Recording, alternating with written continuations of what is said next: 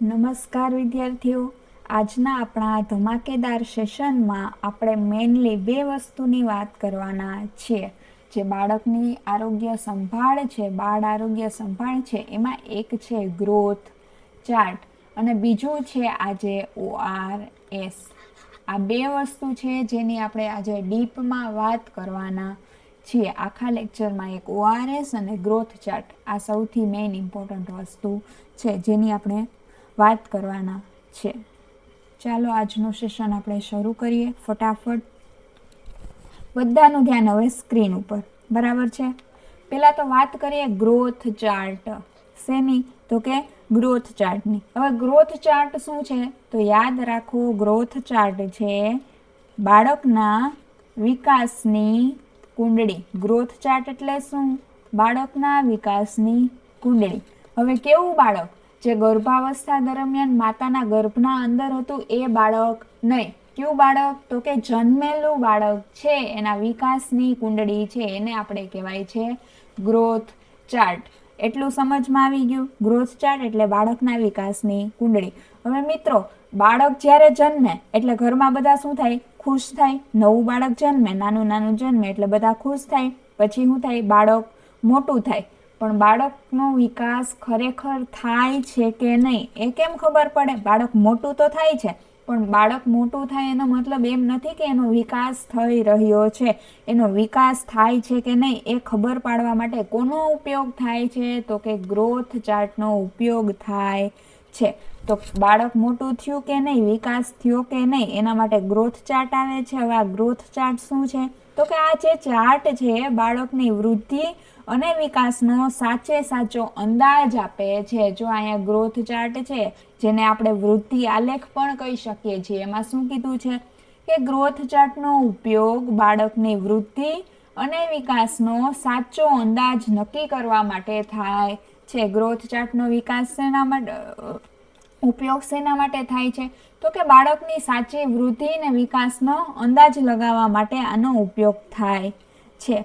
Okay, એટલું બધાને યાદ રહી ગયું. હવે આ ચાર્ટમાં આપણે સૌથી આવી રીતના જે ચાર્ટ હશે, જે અહીંયા એક્સ અક્ષ હશે, અહીંયા વાય અક્ષ હશે. તો એક્સ અક્ષ ઉપર છે બાળકની ઉંમર મહિનામાં આપેલી હશે અને વાય અક્ષ ઉપર છે એ બાળકનો વજન આપેલો હશે અને એના ઉપરથી આ ચાર્ટ આખો બનશે. આ ચાર્ટમાં સૌથી મહત્વ બે વસ્તુ આપણે જોવાની છે. ચાર્ટમાં છે આડી લીટી શું બતાવે છે ને ઊભી લીટી શું બતાવે છે, બે વસ્તુ જોવાની છે. તો આડી લીટી બતાવે છે ઉંમર. અહીંયા જે આડી લીટી એટલે કે આપણી એક્સ અક્ષ છે એ શું બતાવે છે? ઉંમર. અને ઊભી લીટી એટલે કે વાય અક્ષ એ શું બતાવે છે? બાળકનું વજન. આ બે વસ્તુ યાદ રહી ગઈ. પહેલા તો ગ્રોથ ચાર્ટ શું છે? તો કે બાળકની વૃદ્ધિ અને વિકાસનો સાચો અંદાજ. એ શું છે? Growth chart. એનું બીજું નામ તો કે વૃદ્ધિ આલેખ. હવે એમાં સૌથી બે મહત્વની વસ્તુ શું જોવાની છે? તો પહેલાં તો છે એની ઉંમર. જે એક્સ અક્ષ ઉપર છે એની ઉંમર આપેલી હશે અને વાય અક્ષ ઉપર છે એનો વજન આપેલો હશે. પછી એઝ એ MPHW અથવા તો એઝ એ FHW તમારે શું જોવાનું? તો કે દર મહિને આ ચાર્ટમાં તમારે એન્ટ્રી કરવાની હશે. જ્યારે તમે જોબ ઉપર હશો ત્યારે દર મહિને આ ચાર્ટમાં તમારે એન્ટ્રી કરવાની હોય છે, જેથી માતાને તમે કહી શકો કે ભાઈ તમારા બાળકનો વિકાસ બરાબર થાય છે કે નહીં. બરાબર, એટલું યાદ રહી ગયું. જો આપણે વાંચીએ કે ગ્રોથ ચાર્ટ છે તેના દ્વારા બાળકની ઉંમર મુજબ વજન અને તેનો વિકાસ યોગ્ય રીતના થાય છે કે નહીં તે ચકાસી યોગ્ય સારવાર નક્કી કરી શકાય છે. હવે કોઈ પણ વસ્તુ છે, કોઈ પણ બીમારી છે, એની સારવાર કઈ રીતના થાય? સારવાર કઈ રીતના થાય? તો પેલા ખબર હોવી જોઈએ કે બીમારી શું છે. એવી જ રીતના જો આ વિકાસ છે થાય છે કે નહીં એ તો પેલા ખબર હોવી જોઈએ ને, તો એની યોગ્ય સારવાર થઈ શકે. એના માટે અંદાજ લગાવવા માટે ગ્રોથ ચાર્ટનો ઉપયોગ થાય છે. પછી આપણે કીધું એમાં લખ્યું છે કે ગ્રોથ ચાર્ટની આડી લીટી છે ઉંમર અને ઊભી લીટી છે એટલે વજન બતાવે છે. અહીંયા આડી લીટીમાં આપણે લખીએ એક્સ અક્ષ અને ઊભી લીટી છે વાય અક્ષ. બરાબર, યાદ રહી ગયું. હવે દર મહિને આ ગ્રોથ ચાર્ટમાં નોંધણી કરીને માતાને બાળક અંગે જાણ કરવી જોઈએ. એટલે એઝ એ MPHW ને FHW તમારે દર મહિને છે આ ગ્રોથ ચાર્ટ છે એમાં નોંધણી કરવાની હોય છે. એમાં આખો ચાર્ટ કઈ બાજુ જાય છે, શું એન્ટ્રી બધી તમારે કરવાની, અને પછી તમારા જે બાળક છે એની માતાને જણાવવાનું કે તમારા બાળકનો વિકાસ થાય છે કે નહીં. આટલું હતું ગ્રોથ ચાર્ટનું ઇન્ટ્રોડક્શન. બધાને સમજાઈ ગયું? આઈ હોપ બધાને યાદ રહી ગયું હશે ને સમજાઈ ગયું હશે. હવે આપણું આવે છે કલર કોડિંગ. આ ગ્રોથ ચાર્ટ જ છે, હજી ગ્રોથ ચાર્ટ જ છે. આ છે કલર કોડિંગ. હવે આ કલર કોડિંગ યાદ રાખવા માટે છે ને ટ્રાફિક સિગ્નલ બધાને યાદ છે ને, ટ્રાફિક સિગ્નલ છે, બસ એ જ આપણું છે કલર કોડિંગ, ગ્રોથ ચાર્ટનું કલર કોડિંગ. હવે ગ્રોથ ચાર્ટ છે કેવી રીતના યુઝ થાય છે, એનું કલર કોડિંગ શું છે એ આમાં બતાવ્યું છે. ગ્રોથ ચાર્ટ અહીંયા છે કલર કોડ. હવે આપણે જે ટ્રાફિક સિગ્નલ યાદ છે બધાને, આ સૌથી અગત્યનો ટોપિક છે. ગ્રોથ ચાર્ટનું સૌથી મેઇન વસ્તુ છે આ કોષ્ટક. આ કોષ્ટક તમે ભૂલી જશો ને તો પરીક્ષામાં તમને માર્ક મળશે નહીં. પરીક્ષામાં જો ગ્રોથ ચાર્ટ ઉપરથી જે ક્વેશ્ચન આવશે તો મહત્તમ ચાન્સીસ છે કે આ કોષ્ટક ઉપરથી ક્વેશ્ચન આવે. તો આ કોષ્ટક તો તમારે ભૂલવાનું જ નથી. ગમે એમ કરીને તમે ગોખી લ્યો, યાદ રાખી લ્યો, પણ આ કોષ્ટક ભૂલાવવું જોઈએ નહીં. હવે આપણે ગોખવાનું આપણે આપણા લેક્ચરમાં છે મહત્તમ આપણી કોશિશ એવી હશે કે કોઈને ગોખવું ન પડે. એના માટે ભલે ગમે એ કાંઈ નાની મોટી ટ્રીક લાવીએ કે કાંઈ પણ કરીએ, આપણે સમજાવશું એવી રીતના કે જાણે યાદ જ રહી જાય. બરાબર છે? હવે જે આ કલર કોડિંગ છે પરીક્ષા માટે સૌથી આઈએમપી, એમાં ટ્રાફિક સિગ્નલ મેં તમને કીધું. ટ્રાફિક સિગ્નલમાં શું હોય? પેલા હોય છે લીલો કલર. શું હોય છે? લીલો કલર.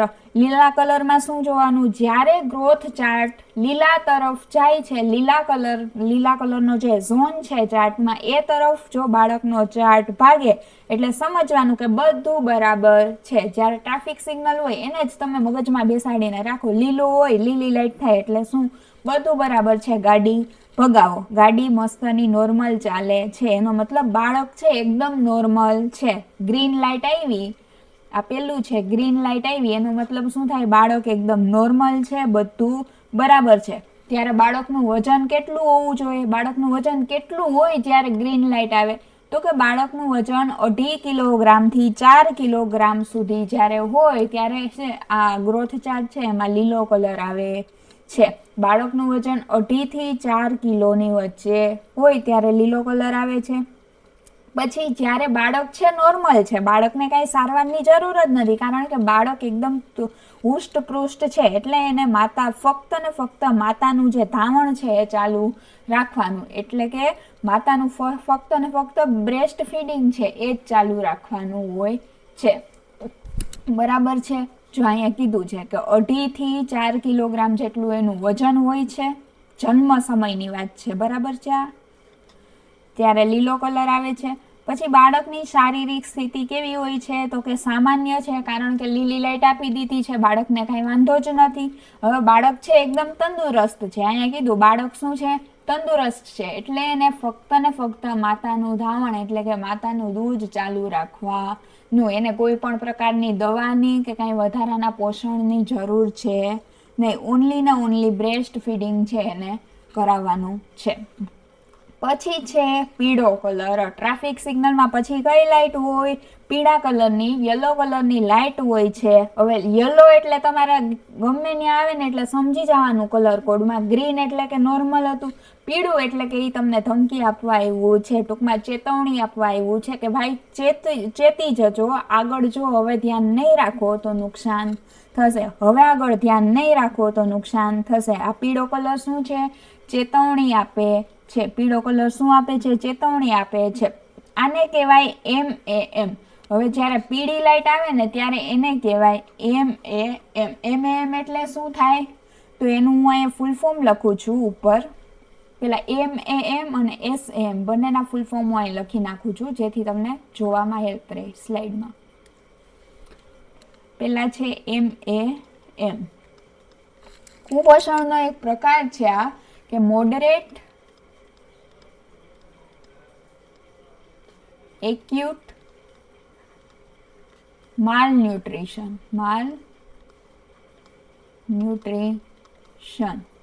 પછી છે SAM. એટલે કે સિવિયર એક્યુટ માલ ન્યુટ્રિશન. ઓકે, MM અને SM બધાને ખબર પડી ગઈ.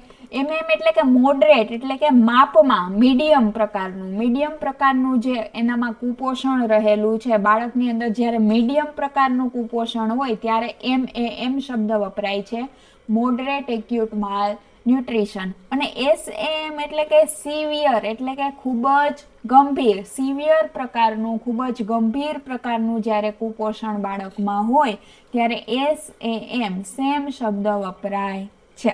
હવે આપણે હતા પીળી લાઇટમાં. પીળી લાઇટમાં આપણે ક્યાં હતા? તો કે પીળી લાઇટ છે એ શું છે? ચેતવણી આપે છે. હવે પીળી લાઇટ આવે ત્યારે સમજવાનું કે બાળકની અંદર શું છે? મોડરેટ એક્યુટ માલ ન્યુટ્રિશન છે, એટલે કે થોડા ઘણા પ્રમાણમાં એમાં કુપોષણની શું છે? શરૂઆત છે, અથવા તો કુપોષણ રહેલું છે. સાધારણ કુપોષણ છે, ખૂબ જ ગંભીર બાબત નથી. ત્યારે એનો વજન છે કેટલું હોય છે? ઘટીને 2 કિલોગ્રામથી 2.5 કિલોગ્રામ સુધી થઈ જાય છે. ટૂંકમાં 2.5 કિલોગ્રામથી નીચો વજન થઈ જાય છે. ક્યારે? જ્યારે પીળી લાઇટ આવે ત્યારે, જ્યારે મોડરેટ એક્યુટ માલ ન્યુટ્રિશન થાય ત્યારે. બરાબર. અહીંયા છે એને શું કરવાનું? કુપોષણની શરૂઆત હોય છે એટલે એને પૂરક આહાર અને વધારાની સંભાળની જરૂર પડે છે. બાળકને છે પૂરક આહાર એટલે કે થોડોક વધારાનો સારો અને પૌષ્ટિક આહારની જરૂર પડે છે, અને થોડીક વધારે કેરની જરૂર પડે છે, જેથી એ છે લાલ બત્તીમાં ન હોયું છે. જે પીળું બાળક છે એને ચેતવણી મળી જાય તો એની જો સાર સંભાળ થઈ જાય તો એ અહીંથી અહીંયા જશે. પણ જો એની સરખી કેર કરવામાં ન આવે ને એને સરખો આહાર કે પોષણ ન મળે તો અહીંથી ક્યાં જશે? અહીંયા. બરાબર, યાદ રહી ગયું? આનું ધ્યાન રાખશો તો ઉપર જશે, ધ્યાન નહીં રાખો તો નીચે પગથિયા ઉતરી જશે. આ હતું પીળો કલર. કલર કોડિંગ બધાને આઈ હોપ મગજમાં ઉતરતું હશે. હવે છે લાલ કલર, સૌથી મહત્વનો, ડેન્જર ઝોન. હવે છે લાલ કલર. હવે લાલ કલર એટલે ખતરો, એટલે કે ડેન્જર. આ સેમ છે. સેમ એટલે શું? આપણે ઉપર જોયું હતું, સિવિયર એક્યુટ માલ ન્યુટ્રિશન. લાલ કલર શું છે? સેમ છે, અતિ ગંભીર કુપોષણ. સિવિયર એક્યુટ માલ ન્યુટ્રિશન છે, અતિ ગંભીર છે. જ્યારે વજન છે 2 કિલોગ્રામ કરતાં પણ ઓછું થઈ જાય છે. બાળકનું વજન 2 કિલોગ્રામ કરતાં પણ ઓછું થઈ જાય છે. અને આ સ્થિતિ છે ને, આ સ્થિતિ જ્યારે આવે, લાલ કલર જે આવે ત્યારે કાંઈ પણ વિચાર્યા વગર બાળકને સીધે સીધું છે NRC, એટલે કે અહીંયા લખ્યું છે ન્યુટ્રિશન રિહેબિલિટેશન સેન્ટરમાં લઈ જવાનું છે. ન્યુટ્રિશન રિહેબિલિટેશન સેન્ટરમાં લઈ જવાનું છે. NRCમાં તરત જ બાળકને લઈ જવાનું છે, કાંઈ પણ વિચાર્યા વિના. કારણ કે ખૂબ જ ગંભીર બાબત છે. જો આ બાળકની સરખી સાર સંભાળ લેવામાં નહીં આવે અથવા તો એનો ઈલાજ કરવામાં નહીં આવે તો બાળકમાં મૃત્યુના ચાન્સીસ વધી જાય છે. આ આપણું હતું જે ગ્રોથ ચાર્ટ હતો એનું કલર કોડિંગ હતું. એકવાર ફરીથી છે રિવાઇઝ કરી લઈએ શોર્ટમાં એકદમ.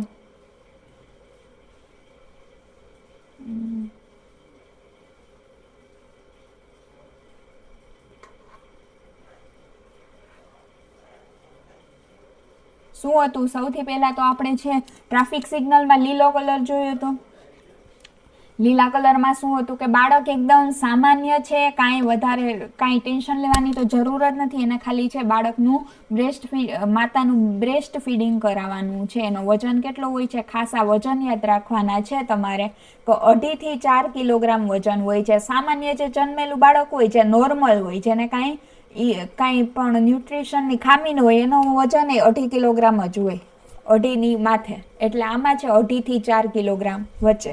હવે પીળો છે ચેતવણી આપે છે, એટલે 2 થી 2.5 કિલોગ્રામ જેટલો એનો વજન છે. અને લાલ ખતરો છે, એટલે 2 કિલો કરતાં પણ એનું વજન ઓછું છે, જે અતિ ગંભીર કુપોષણ છે. હવે મામ ને સામ ઉપર જે લખ્યા છે એ બેયના ફૂલ ફોર્મ તમે ભૂલતા નહીં. તમારી નોટ્સમાં લખી લેજો. માલ એટલે કે મોડરેટ એક્યુટ માલ ન્યુટ્રિશન, ને સામ અથવા તો સેમ એટલે કે સિવિયર એક્યુટ માલ ન્યુટ્રિશન. આ ત્રણેય કલર બધાને સમજાઈ ગયા. હવે એક નવી અપડેટ કહું.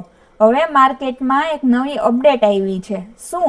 તો કે આ જે લાલ અને પીળો કલર છે એની વચ્ચે એક કલર એડ કરવામાં આવ્યો છે. લાલ અને પીળાની વચ્ચે એક ઓરેન્જ કલરને એડ કરવામાં આવ્યો છે. આ નવી અપડેટ છે. પહેલેથી રૂઢિ અનુસાર આ 3 જ કલર વાપરવામાં આવતા, પણ હવે અમુક જગ્યાએ નવા ગ્રોથ ચાર્ટમાં ઓરેન્જ કલર પણ આપેલો હોય છે, જે લાલ ને પીળાની વચ્ચે હોય છે. જે શું દર્શાવે છે કે બાળક ગંભીર કુપોષણ તરફ જાય છે.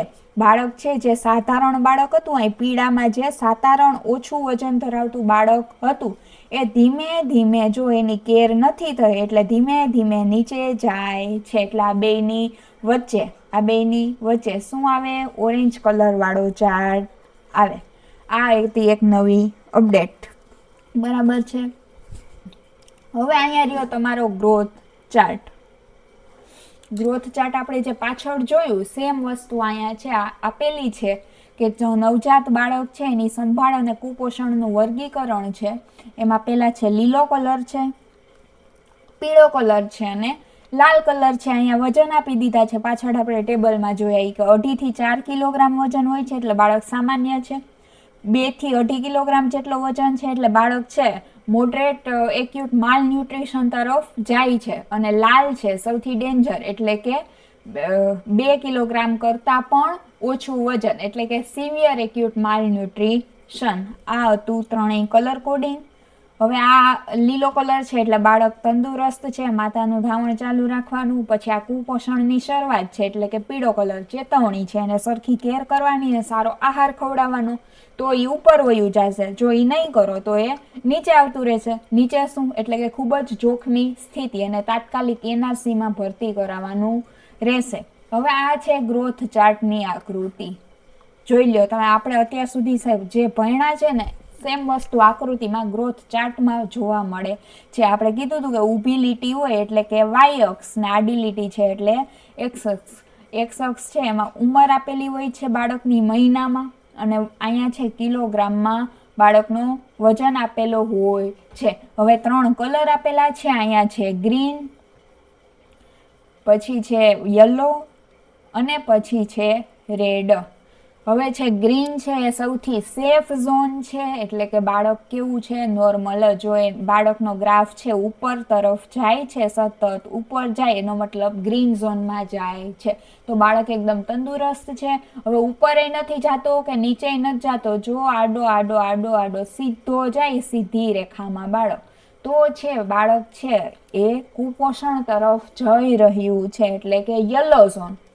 અને બાળક છે, બાળકની જે ગ્રોથ ચાર્ટની લીટી છે એ નથી જાતી ઉપર કે નથી જાતી સીધી, ડાયરેક્ટ છે નીચે હાઈલી જાય, તો એ છે રેડ ઝોન, એટલે કે SAM સિવિયર એક્યુટ માલ ન્યુટ્રિશન, અતિ ગંભીર કુપોષણ. આ હતો ગ્રોથ ચાર્ટ. કલર કોડિંગ બધા યાદ રાખજો, ભૂલતા નહીં. કલર કોડિંગ પ્રમાણે વજન એ યાદ રાખજો. 2.5 થી 4, પછી 2 થી 2.5 અને 2 થી નીચે. ઓકે. હવે છે MAM અને SAM, જે આપણે જોઈ જ ગયા હતા. બેના ફૂલ ફોર્મ અહીંયા આપેલા છે. પહેલા તો MAM નું ફૂલ ફોર્મ છે, જેને કહેવાય મોડરેટ એક્યુટ માલ ન્યુટ્રિશન, જે સાધારણ કુપોષણ છે. પછી SAM છે સિવિયર એક્યુટ માલ ન્યુટ્રિશન, એટલે કે અતિ ગંભીર કુપોષણ. હવે માલ ન્યુટ્રિશન છે ને એને કહેવાય કુપોષણ. સિવિયર એટલે કે ગંભીર. બરાબર છે. હવે છે ગ્રોથ ચાર્ટની લીટી અને વિકાસની સ્થિતિ. અહીંયા કીધું છે, જે હમણાં હું બોલીને સેમ વસ્તુ અહીંયા આપેલી છે. અહીંયા થિયરીમાં આપણે આપણી ભાષામાં બોલ્યા હતા, અહીં થોડીક વિજ્ઞાનની ભાષામાં આપેલું છે, બાયોલોજીની ભાષામાં. શું કીધું કે જો લીટી ઉપર જાતી હોય, હવે અહીં ચાર્ટની વાત છે. જો અહીંયા જે ચાર્ટ છે, આ ચાર્ટની વાત અહીંયા કરે છે કે આ જો લીટી છે ઉપર જાતી હોય તો શું થાય? બાળકની સ્થિતિ છે સારી છે, એટલે કે ગ્રીન ઝોન. પછી છે કે જો લીટી છે એ પેરેલલ જાતી હોય, એટલે કે સીધી જાતી હોય, આપણે મેં તમને અહીં બતાવ્યું હતું એમાં યલો ઝોનમાં છે, અહીંથી આમ સીધી જાય છે, તો બાળકની સ્થિતિ છે સ્થગિત છે, એટલે કે નથી બહુ સારી કે નથી બહુ ખરાબ. અને જો બાળકની જે લીટી છે ગ્રોથ ચાર્ટની એ નીચે ઉતરતી હોય તો એનો મતલબ છે બાળકનો વિકાસ છે એકદમ જોખમી અવસ્થામાં છે ને તરત એને હોસ્પિટલમાં NRCમાં દાખલ કરવું પડશે. પછી આ નવી અપડેટ મેં તમને કીધી હતી એ પણ આપણી થિયરીમાં અહીં આપેલી છે. ગ્રોથ ચાર્ટમાં નારંગી રંગ એટલે કે ઓરેન્જ કલર, તો કેટલાક નવા ગ્રોથ ચાર્ટમાં લાલ અને પીળા રંગની વચ્ચેની સ્થિતિ છે એ દર્શાવવામાં આવે છે, જે ગંભીર કુપોષણ તરફ જતા બાળકની છે. સ્થિતિ શું છે તો કે બાળક છે ગંભીર કુપોષણ એટલે કે રેડ ઝોન તરફ જાય છે. યલોમાંથી જ્યારે રેડ ઝોનમાં જાય ત્યારે વચ્ચે ઓરેન્જ કલર આવે, તો એ દર્શાવવા માટે નારંગી રંગનો પણ ઘણીવાર નવા ગ્રોથ ચાર્ટમાં ઉપયોગ કરવામાં આવે છે. આ હતું આપણું growth chart. Growth chart I hope બધાને સમજાઈ ગયું હશે. હવે જન્મ સમયના અમુક માપદંડો આપેલા છે. જન્મ સમયના સામાન્ય માપદંડો છે કે બાળક જ્યારે જન્મે ત્યારે એની વજન, એનું ઊંચાઈ, એનો માથાનો ઘેરાવો અને છાતીનો ઘેરાવો કેટલો હોય છે એ આપેલું છે. હવે જન્મ સમયનું વજન નોર્મલી છે, આ સામાન્ય બાળકની વાત છે, જે કુપોષિત નથી એવા બાળકની વાત અહીંયા કરેલી છે. કેટલું હોવું જોઈએ એવું કીધું છે. તો જન્મ સમયનું બાળકનું વજન 2.5 કિલોગ્રામથી 3 કિલોગ્રામ સુધીનું હોવું જોઈએ. પછી ઊંચાઈ કેટલી હોવી જોઈએ તો કે 45 સેમીથી 50 સેમી આજુબાજુની એની ઊંચાઈ હોય છે. માથાનો ઘેરાવો હોય છે 33 સેમીથી 35 સેમી અને એનાથી 2 સેમી 2 થી 3 સેમી ઘટાડી દો એટલે છાતીનો ઘેરાવો તો કે 30 સેન્ટીમીટરથી 32 સેન્ટીમીટર જેટલો. આ બધું જન્મ સમયની વાત છે. હવે ઇન્ટરેસ્ટિંગ વાત કહું, બાળક જ્યારે જન્મે ને ત્યારે એનો માથાનો ઘેરાવો છે ને એ એના છાતીના ઘેરાવા કરતાં થોડોક 2 થી 3 સેમી કેટલો હોય છે વધારે હોય છે. જો અહીંયા જ તમે જોઈ લો, અહીંયા 30 સેમી છે તો અહીં 33 છે, અહીં 32 થી 35, અહીંયા બે જગ્યાએ છે 3 સેમીનો છે. શું છે ડિફરન્સ છે, તફાવત છે. તો જન્મ સમયે માથાનો ઘેરાવો છે ને છાતીના ઘેરાવા કરતાં 2 થી 3 સેમી જેટલો વધારે આપેલો હોય છે. શા માટે ભગવાને વધારે આપ્યો? બીકોઝ આપણું મગજ છે એનું કામ વધારે છે, એટલા માટે જન્મ સમયે છે આ વસ્તુ 2 થી 3 સેમી ઘેરાવો વધારે આપ્યો છે. પણ આ આખી લાઈફ ટાઈમ રહેવાનું નથી. બાળક જ્યારે 1 વર્ષનું થાય ત્યારે આ બંનેમાં જે તફાવત છે એ ખતમ થઈ જાય છે ને આ બંને છે સરખા સેન્ટીમીટરના થઈ જાય છે. 1 વર્ષ સુધી જ આ તફાવત રહે છે. બરાબર સમજાઈ ગયું? જન્મ સમયે છે માથાનો ઘેરાવો છાતીના ઘેરાવા કરતાં 2 થી 3 સેમી વધારે હોય છે, પણ 1 વર્ષ પછી બાળકમાં માથાનો ઘેરાવો અને છાતીનો ઘેરાવો બે સેમ ટુ સેમ લેવલે આવી જાય છે. હવે છે શારીરિક માપદંડો.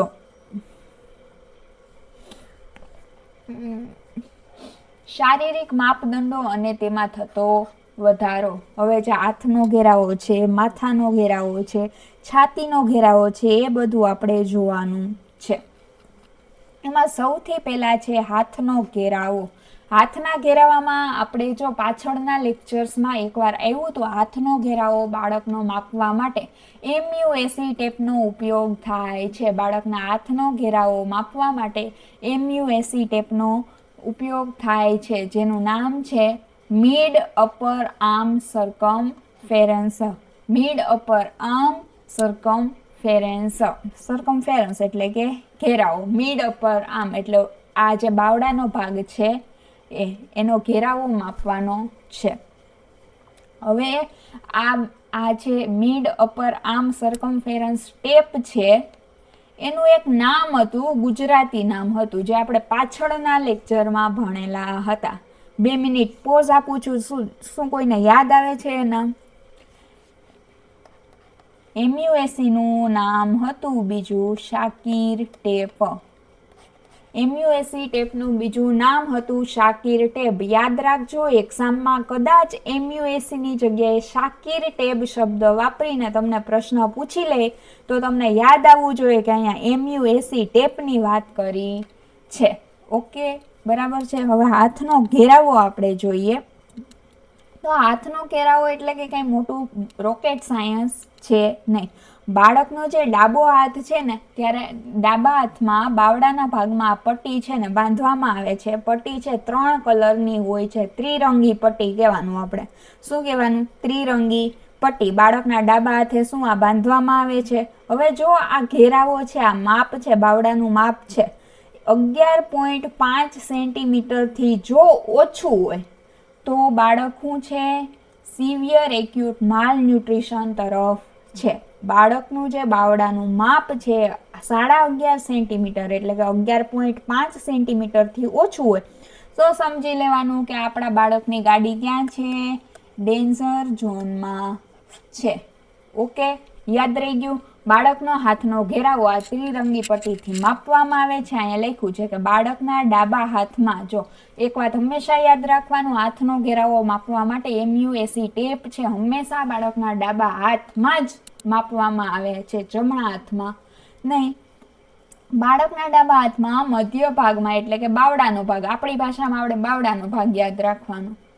ત્રિરંગી પટ્ટી એટલે કે MUAC ટેપ અથવા તો શાકીર ટેપ વડે માપવામાં આવે છે. જો માપ 11.5 સેન્ટીમીટર કે તેથી ઓછું હોય તો બાળક અતિ કુપોષિત એટલે કે સિવિયર એક્યુટ માલ ન્યુટ્રિશન તરફ જઈ રહ્યું છે એવું આપણે માનવાનું. હવે યાદ આ 11.5 કેમ યાદ રાખવાનું?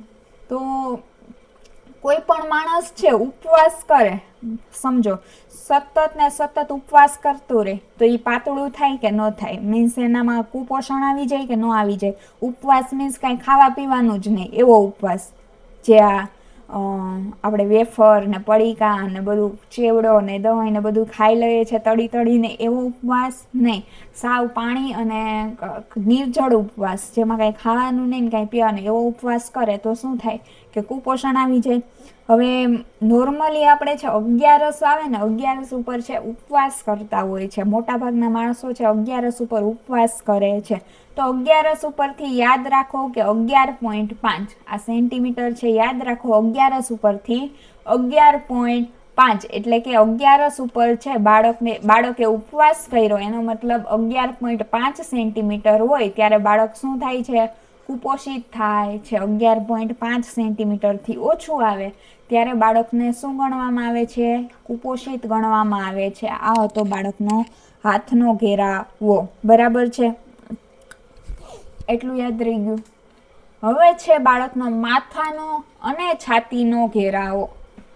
માથાનો અને છાતીનો ઘેરાવો છે. હવે અહીંયા મેં તમને પાછળ કીધું એમ એક મસ્તની વાત છે કે તમે ઘણી વાર જોયું હશે કે બાળક જ્યારે તમારા કુટુંબમાં કે પરિવારમાં કોઈ નાનું બાળક જન્મ હોય ને ત્યારે જોજો કે એનું માથું છે ને એના શરીર કરતાં ઓલવેઝ તમને મોટું લાગતું હશે જ્યારે એનો જન્મ થાય ને ત્યારે.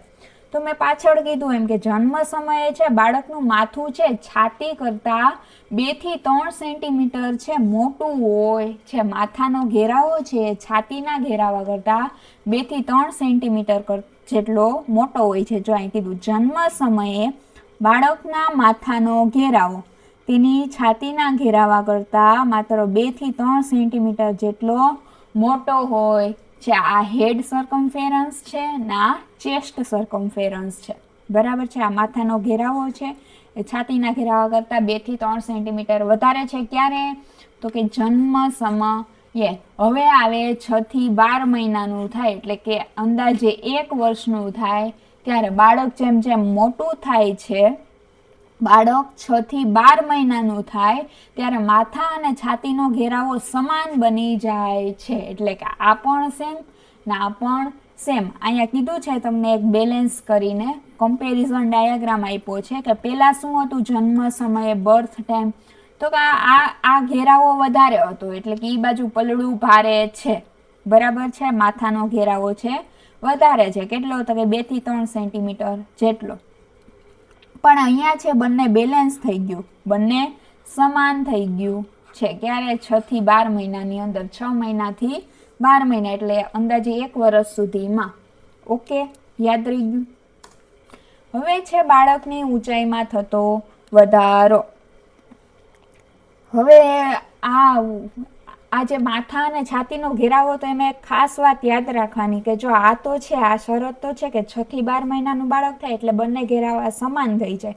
પણ જો કોઈ એવી કન્ડિશન આવે કે બાળકનો માથાનો ને છાતીનો ઘેરાવો સેમ ટુ સેમ થતો નથી, 6 થી 12 મહિના સુધીમાં એ બાળકનો ઘેરાવો છે છાતીનો અને માથાનો સેમ થતો નથી, તો સમજવું કે કાંઈક ગડબડ છે ને તરત જ એને હોસ્પિટલે લઈ જવું જોઈએ. બરાબર છે.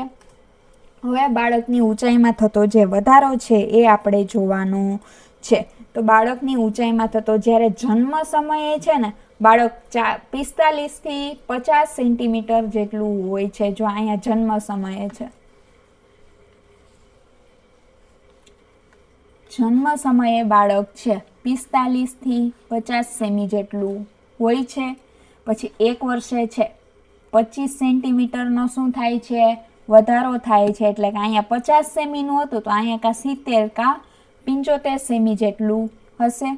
પછી બીજા વર્ષે છે 12.5 સેન્ટીમીટરનો વધારો થાય છે. ત્રીજા વર્ષે છે 7.5 થી 10 સેન્ટીમીટર જેટલો વધારો થાય છે.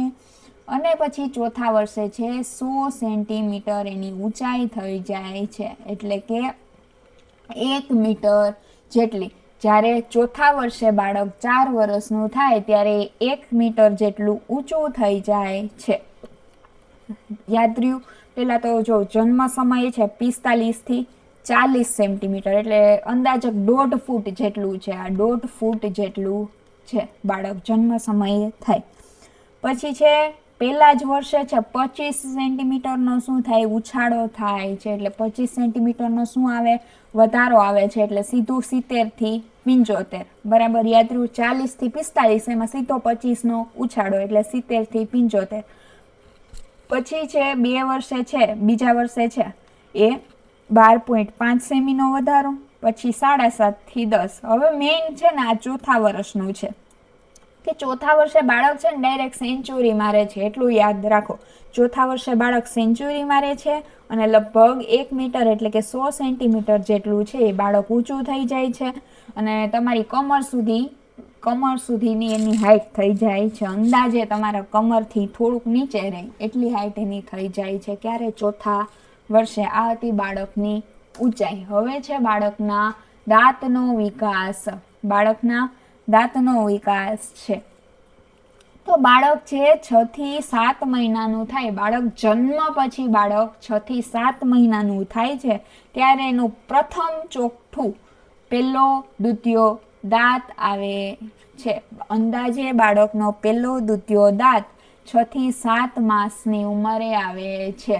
બાળકનો પહેલો દ્વિતીય દાંત પહેલું ચોકઠું છે ક્યારે આવે? 6 થી 7 મહિના સુધીમાં. પછી છે 3 વર્ષની ઉંમર સુધીમાં 20 દુધિયા દાંત આવી જાય છે. 6 થી 7 મહિના હોય ત્યારે પહેલો આવે છે અને 3 વર્ષ સુધીમાં ટોટલ 20 દુધિયા દાંત આવી જાય છે. બાળકમાં દુધિયા દાંતની સંખ્યા કેટલી હોય છે? 20. યાદ રાખજો. 21 કે 30 કોઈ લખીને ન આવે, કે 32 કોઈ ન કરે. બરાબર છે. બાળકમાં દુધિયા દાંતની ટોટલ સંખ્યા કેટલી હોય છે? 20. જે ક્યારે આવે છે? 3 વર્ષ સુધીમાં 20 દુધિયા દાંત આવી જાય છે. પછી 3નું ડબલ. બાળક જ્યારે 6 વર્ષની ઉંમરે આવે ત્યારે એના દુધિયા દાંત છે એક કરીને લાઈનમાં ધીમે ધીમે પડવા લાગે છે અને કાયમી દાંત આવવાની શરૂઆત થઈ જાય છે. યાદ રાખો, આંકડો 6નો જ યાદ રાખવાનો. 6 એ ચાલુ થાય ને 6 એ પૂરું થાય. 6ઠા મહિના એ ચાલુ થાય ને 6ઠા વર્ષે પૂરું થાય. 6 થી 7 મહિનાનો હોય ત્યારે પેલો દુધિયો દાંત આવે છે.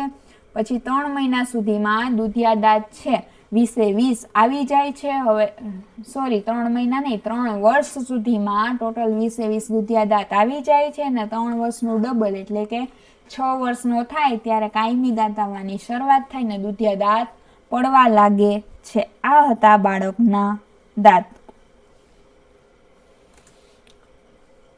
હવે ઉંમર પ્રમાણે બાળકનું વજન આપેલું છે. આ બધી વસ્તુ છે ને આંકડા તમારે નોર્મલી ગોખવાના રહેશે. આપણે ટ્રાય કરીએ કે બધું તમને યાદ રહી જાય, પણ તમારે 2 થી 3 વાર વાંચવું જોશે ત્યારે તમને આ યાદ રહેશે એક્ઝામ સુધી. બાકી તમે આજ વાંચશો ને કાલે ભૂલી જશો. હવે બાળકની ઉંમર પ્રમાણે એનું જેટલું વજન વધે છે ને એના સૂત્રો આપેલા છે અહીંયા. પેલા આ બાજુ છે ટેબલમાં બાળકની ઉંમર અને આ છે ઉંમર પ્રમાણે એનો વજનનો વધારો કેટલો થાય છે એમ. તો બાળક જ્યારે 6 મહિનાનું થાય ત્યારે જન્મ કરતાં ડબલ એનો વજન થાય છે. 6 મહિનાનું થાય ત્યારે જન્મ કરતાં એનો ડબલ વજન હોય છે. જન્મ સમયે 2 કિલોનું બાળક હોય તો 6 માસે 4 કિલોનું થાય છે. જન્મ સમયે 2.5 કિલોગ્રામ મસ્તનું તાજું માજું હોય તો પાછા 6 મહિના પછી 5 કિલોનું થાય છે. બરાબર. 6 મહિને ડબલ વજન થાય છે. ક્યારે? જન્મ સમય હતું એનું ડબલ. પછી આવ્યું 1 વર્ષ. પછી 1 વર્ષે કેટલું થાય છે? 3 ગણું થાય છે. એટલે કે જન્મ સમયે જે વજન હતું એનું 3 ગણું. જો 6ઠા માસે ડબલ થાય છે, ભર્યું અહીંયા લખતા જઈએ આપણે સાઈડમાં. જો બાળક 6 મહિનાનું થાય, જન્મ સમયનું વજન છે ને એને હે ને આપણે એક ધારવાનું છે. 6ઠા માસે જન્મ સમયે જે વજન હતું એનું ડબલ થાય છે. પછી પહેલા વર્ષે છે એનું 3 ગણું થાય છે, બીજા વર્ષે 4 ગણું થાય છે અને ત્રીજા વર્ષે 5 ગણું થાય છે. 6ઠા વર્ષે 6 ગણું થાય છે અને 10મા વર્ષે ડાયરેક્ટ 10 ગણું થાય છે. આ વસ્તુ છે, ભૂલતા નહીં, યાદ રાખજો. આ સિરીઝ યાદ રાખી લેજો. જો આ તો યાદ રાખવાની જરૂર જ નથી. આ 2, 3, 4, 5, 6 અને પછી 10 આ તો લાઈનમાં જ છે. 2 થી 6 અને પછી 10. યાદ શું રાખવાનું? અહીંયા 6ઠા મહિનાથી ચાલુ કરવાનું. 6ઠ્ઠો મહિનો પછી ડાયરેક્ટ આવે એનું ડબલ એટલે કે 1 વર્ષ, પછી 2 વર્ષ, 3 વર્ષ, પછી 6 ને 10 ઈ યાદ રાખવાનું. એ છેલ્લે શું આવે? 6 ને 10. તો અહીંયા છેલ્લે આવવું જોઈએ 6 ને 10. 6ઠા માસથી ચાલુ કરવાનું. 6ઠ્ઠો મહિનો, 1 વર્ષ, 2 વર્ષ, 3 વર્ષ, 6 વર્ષ અને 10 વર્ષ. પછી અહીં 2 થી ચાલુ કરવાનું. એકડો ભૂલી જવાનું. 2, 3, 4, 5, 6 અને પછી ડાયરેક્ટ 10ની સામે 10. ઓકે, યાદ રહી ગયું. આ છે બાળકનું ઉંમર પ્રમાણે જે વજનનો વધારો થાય છે એ. હવે છે LBW, લો બર્થ વેઇટ. જે ઓછા વજનવાળા બાળકો હોય છે એની સંભાળ કઈ રીતના લેવાની છે, એમાં શું શું પ્રોબ્લેમ આવી શકે છે એની વાત આપણે અહીંયા કરેલી છે, જે છે LBW. હવે પહેલાં તો LBW કોને કહેવાય તમને બધાયને ખબર છે, આપણે આગળ ભણી ગયા, છતાં પણ અહીંયા આપેલું છે તો આપણે વાંચવું તો પડશે જ, શીખવું તો પડશે જ. જો જે નવજાત શિશુનું જન્મ સમયનું જે વજન છે 2.5 કિલોગ્રામ કરતાં ઓછું હોય, એટલે કે 2500 ગ્રામ કરતાં ઓછું હોય તો એને LBW કહેવાય છે. શું કહેવાય છે? LBW, લો બર્થ વેઇટ વાળું બાળક કહેવાય છે. આ એક ભલે આપણે આ ભણી ગયા આગળ, પણ બહુ મસ્ત કામનો ટોપિક છે, કેમ કે આ LBW ને જ આગળ જતા આપણે ORS ના ટોપિકમાં કન્વર્ટ કરશું. LBW છે, પછી ઝાડા આવશે ને પછી ORS આવશે. LBW એટલે શું તમને ખબર પડી ગઈ? લો બર્થ વેઇટ, જન્મ સમય છે 2.5 કિલોગ્રામ કરતાં ઓછો વજન હોય બાળકનો તો એને LBW કહેવાય. હવે આના કારણ શું હોય છે? મુખ્યત્વે જ્યારે બાળક છે LBW જન્મે છે એના મુખ્યત્વે કારણ શું હોય છે? તો એક તો છે પ્રીમેચ્યોર બેબી, જે 37 અઠવાડિયા પહેલાં જન્મી જાય. આપણે આગળ જ જોયું હતું પ્રીમેચ્યોર બેબી કે 37મું અઠવાડિયું હોય ગર્ભાવસ્થાનું, એની પહેલાં જ જન્મી જાય જો બાળક, તો એનો પૂરતો વિકાસ થયેલો હોય ને એટલે એનું વજન કેટલું હોય છે? ઓછું હોય છે. અને બીજું છે ઇન્ટ્રાયુટ્રીન ગ્રોથ રિટાર્ડેડ, એટલે કે ગર્ભની અંદર સરખો વિકાસ થયેલો હોય ને, IUGR આ પણ આપણે આગળ જોઈ ગયા. અથવા તો છે small for date. Small for date એટલે કે એની જે EDD હતી, એક્સપેક્ટેડ ડિલિવરી ડેટ, એની પહેલાં જન્મી ગયું છે, એ ડેટની પહેલાં જન્મી ગયું છે, ગર્ભમાં પૂરતો વિકાસ થયો જ નથી. ઓકે, આ હતું LBWના કારણો છે. ગર્ભમાં સરખો વિકાસ ન થયો હોય, અથવા તો 37 અઠવાડિયા પહેલાં અધૂરા મહિને જન્મી ગયું હોય, 7 મહિના આજુબાજુ જન્મી ગયું હોય, 7 મહિના પહેલાં અથવા તો 37 અઠવાડિયા પહેલાં. જે ઓલા અમુક મહેમાન હતા ને કે જેને બહુ ઉતાવળ હતી બહાર આવવાની, એ મહેમાન છે આ. હવે આ બાળકને સાચવવું છે ને થોડુંક આમ અઘરું છે, કેમ કે બહુ જ કાળજી રાખવી પડે. જો એનો વજન છે 1.8 કિલોગ્રામ કે તેથી વધુ હોય તો એને ઘરે જ કાંગારુ મધર કેર પદ્ધતિ છે એ આપી શકાય. એ આપણે કાંગારુ કેર પદ્ધતિ આપણે કાંગારુ મધર કેર પદ્ધતિ જોઈ ત્યારે આપણે જોયું હતું કે 1.8 કિલોગ્રામથી વધુ વજન હોય તો એને ઘરે સારવાર કરી શકાય, માતા એને KMC આપી શકે. પણ જો 1.5 થી 1.8 સુધીનું જો એનું વજન હોય, એટલે કે 1.8 કિલોગ્રામ કરતાં પણ એનું નીચું વજન છે, તો સીધું એને પ્રાઇમરી હેલ્થ સેન્ટરે લઈ જવું પડે, એની ઘરે સારવાર થાય નહીં. એટલું તમને સમજાઈ ગયું LBW વિશે. જો એનો 1.8થી વધુ વજન હોય તો એને ઘરે કાંગારુ મધર કેર પદ્ધતિથી એની સારવાર કરી શકાય. પણ જો 1.8થી ઓછો વજન હોય, 1.8 કિલોગ્રામથી ઓછો વજન, તો એને પ્રાઇમરી હેલ્થ સેન્ટરે ફરજિયાત લઈ જવું જ પડે. એમાં કોઈ શંકાને સ્થાન છે નહીં. અહીંયા છે LBW, લો બર્થ વેઇટ બાળકમાં રહેલા જોખમો. શું જોખમો રહેલા હોય છે? કારણ કે આ જે અધૂરા મહિને જન્મેલા બાળકો છે અથવા તો સંપૂર્ણ વિકસિત બાળક નથી, એનામાં ઇમ્યુનિટી ઓછી હશે, રોગ પ્રતિકારક શક્તિ શું હશે? ઓછી હશે. તો એમાં શ્વસન તંત્ર છે એનો ચેપ લાગવાની સંભાવના છે, શ્વાસ લેવામાં તકલીફ હોઈ શકે છે, જેથી શું થાય? શરીર ઠંડુ પડી જાય છે અને જે મૃત્યુને નોતરે છે, શરીર ઠંડુ પડી જવું એ શું છે? બાળકના મૃત્યુને નોતરવું. એટલે જો શરીર ઠંડુ ન પડે એટલે એને KMC આપવામાં આવે છે, જેથી એને ગરમી મળે ને હૂંફ મળે. પછી છે ડૂટીનો ચેપ. આ પણ આપણે જોઈ લીધું કે અમ્બેલિકલ ઇન્ફેક્શન થાય છે, કારણ કે ત્યાં કટ મૂકેલો હોય છે, ત્યાં છે ગર્ભનાળ કાપેલી હોય છે જન્મ સમયે. પછી છે હાઇપોથર્મી, એટલે કે શરીરનું તાપમાન ઘટી જવું ને શરીર ઠંડુ પડી જવું. હાઇપોથર્મી અટકાવવા માટે શું? KMC વપરાય છે. આંચકી આવે છે, પૂરતો આહાર બાળક ન લઈ શકે છે. LBW વાળા બાળકો એમાં એટલી સમસ્યા નોર્મલી જોવા મળે છે, આમાંથી કોઈ પણ સમસ્યા. પછી છે આ નવજાત શિશુઓની સારવાર અને સંભાળ છે કઈ રીતે કરવી. તો અહીંયા મેં તમને હમણાં આગળ જ કીધું, જો 1.8 કિલોગ્રામ કે તેથી વધુ વજન હોય તો ઘરે યોગ્ય કાળજી અને સારવાર લેવી. ઘરે શું આપવું? KMC આપવું. બરાબર છે. પછી 1.5 થી 1.8 કિલોગ્રામ વજન હોય, એટલે કે 1.8 કિલોગ્રામ કરતાં પણ ઓછો વજન, તો એને તરત જ પ્રાથમિક સ્વાસ્થ્ય કેન્દ્ર, પ્રાઇમરી હેલ્થ સેન્ટર ઉપર રિફર કરવાનું, ઘરે રહેવાનું નહીં. અને જો વજન 1.5 થી 1.8 કિલોની અંદર હોય તો તરત જ એને PMC. બસ સેમ વાત જ આમાં 2 વાર લખેલી છે. આ 2 વાત મેં તમને આગળ કહી દીધી. આ એક નવું છે, હાઇપોથર્મિયા. નવું તો છે જ નહીં, આ લેક્ચરમાં નવું છે કે હાઇપોથર્મિયાથી બાળકને અટકાવવા માટે અને બાળકને હુંફાળો રાખવા માટે એને કાંગારુ મધર કેર પદ્ધતિ આપવી જોઈએ, જે કોઈ પણ આપી શકે છે, માતા, પિતા, દાદા, દાદી.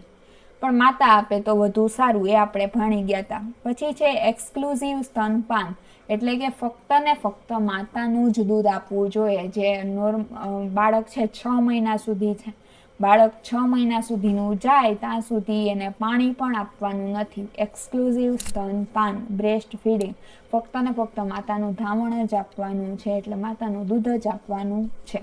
પછી શ્વસન તંત્ર અને ડૂટીનો ચેપ છે એનાથી એને બચાવી શકાય. એ માટે સ્વચ્છતા રાખવી જોઈએ, બાળક સ્વસ્થ રહે એનું પૂરું ધ્યાન રાખવું જોઈએ, એની કાળજી લેવી જોઈએ. આપણે બાળકને જે ટચ કરીએ છીએ તો આપણા હાથ સાફ હોવા જોઈએ, આપણી સ્કિનમાં કોઈ ડિસીઝ ન હોવું જોઈએ, કોઈ ચેપ ન હોવો જોઈએ. એવી રીતના આપણે બાળકની કેર રાખવી જોઈએ, જેથી બાળકને પણ કાંઈ ચેપ લાગે નહીં આપણા દ્વારા. હવે આપણે વાત કરીએ ORS અને આરોગ્ય કિટ્સની. પણ ORS કરતાં પહેલાં, ORS શીખતા પહેલાં અથવા તો એની બનાવટ જાણ્યા પહેલાં, સૌથી પહેલાં તો ORSનો ઉપયોગ શા માટે થાય છે એ જાણવું પડે. તો સૌથી પહેલાં આપણે ઝાડા વિશે જાણવાનું છે. તો હવે સાવ એટલે સાવ ટૂંકમાં તમને કહી દઉં, આ PPTમાં જે લખેલું છે એ ટૂંકમાં અને આપણા શબ્દોમાં કહી દઉં. તો ઝાડાની વાત કરીએ તો 24 કલાકમાં 3 કે તેથી વધુ વાર જો પાણી જેવો, પ્રવાહી જેવો મળ ત્યાગ થાય તો એને કહેવાય ઝાડા. શું કીધું? કે 24 કલાકમાં 3 કે તેથી વધુ વખત ઝાડાનો ત્યાગ થાય, મીન્સ પ્રવાહી જેવા મળનો ત્યાગ થાય ઢીલો ઢીલો, એને કહેવાય ઝાડા. આ થઈ ગયું.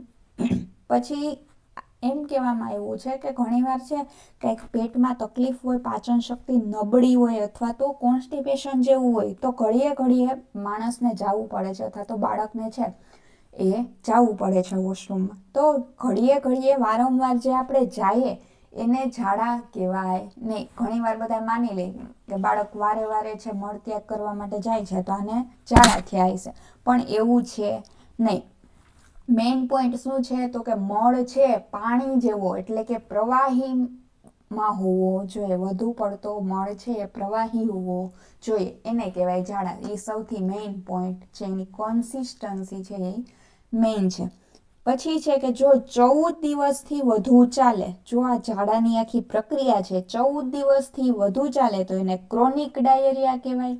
અને અચાનક ચાલુ થઈ જાય અને પાછો તરત મટી જાય તો એને એક્યુટ ડાયેરિયા કહેવાય. શું કીધું તો કે 14 દિવસ સુધી સતત અને 14 દિવસ કરતાં વધારે ચાલે તો એને શું કહેવાય? ક્રોનિક, એટલે કે ગંભીર ડાયેરિયા, ક્રોનિક ડાયેરિયા.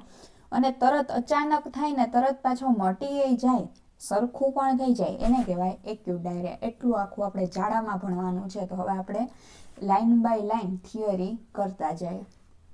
પહેલાં તો છે ઝાડાની વ્યાખ્યા છે કે સામાન્ય રીતે જો 24 કલાકમાં 3 કે તેથી વધુ વખત ઢીલો અને પાણી જેવો મળ ત્યાગ થાય એ પ્રક્રિયાને કહેવાય ઝાડા.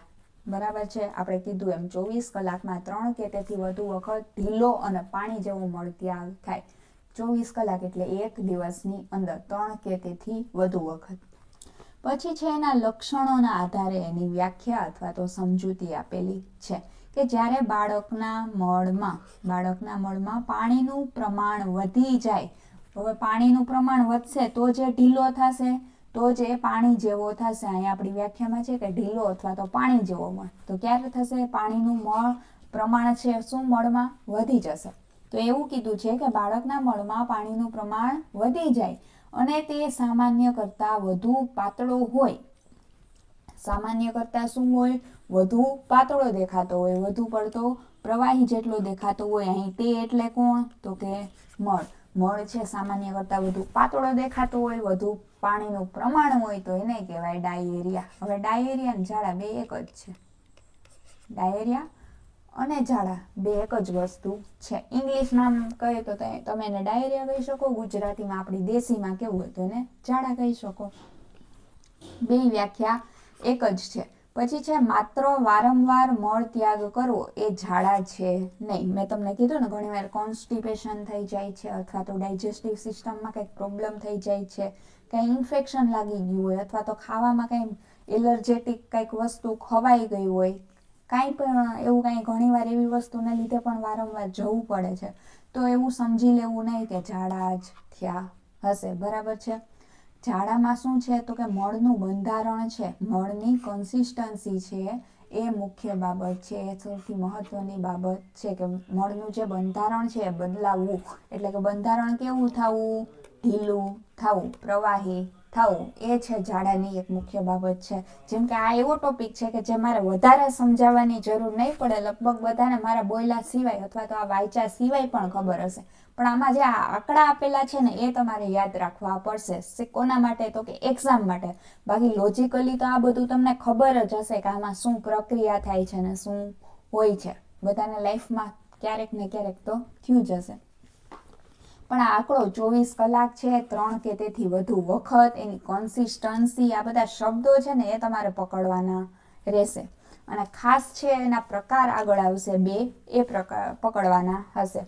એની પહેલાં WHO એટલે કે વર્લ્ડ હેલ્થ ઓર્ગેનાઇઝેશને જે ઝાડાની જે વ્યાખ્યા આપી છે એ જોવાની છે. ખૂબ જ મહત્વની છે, મોસ્ટ IMP છે. બધી વ્યાખ્યાના અર્થ સેમ જ થાય છે, ખાલી શબ્દો જ બદલાયા છે. પણ વર્લ્ડ હેલ્થ ઓર્ગેનાઇઝેશને શું કીધું છે એ જાણવું ખૂબ મહત્વનું છે. એણે કીધું છે કે ઝાડા એટલે કે શું? તો કે સામાન્ય કરતાં વધુ વખત, પછી અહીંથી બીજો ભાગ, પાણી જેવા પાતળા મળનો ત્યાગ કરવો. શું? તો કે સામાન્ય કરતાં વધુ વખત, 2 ભાગ પડે અહીંયા.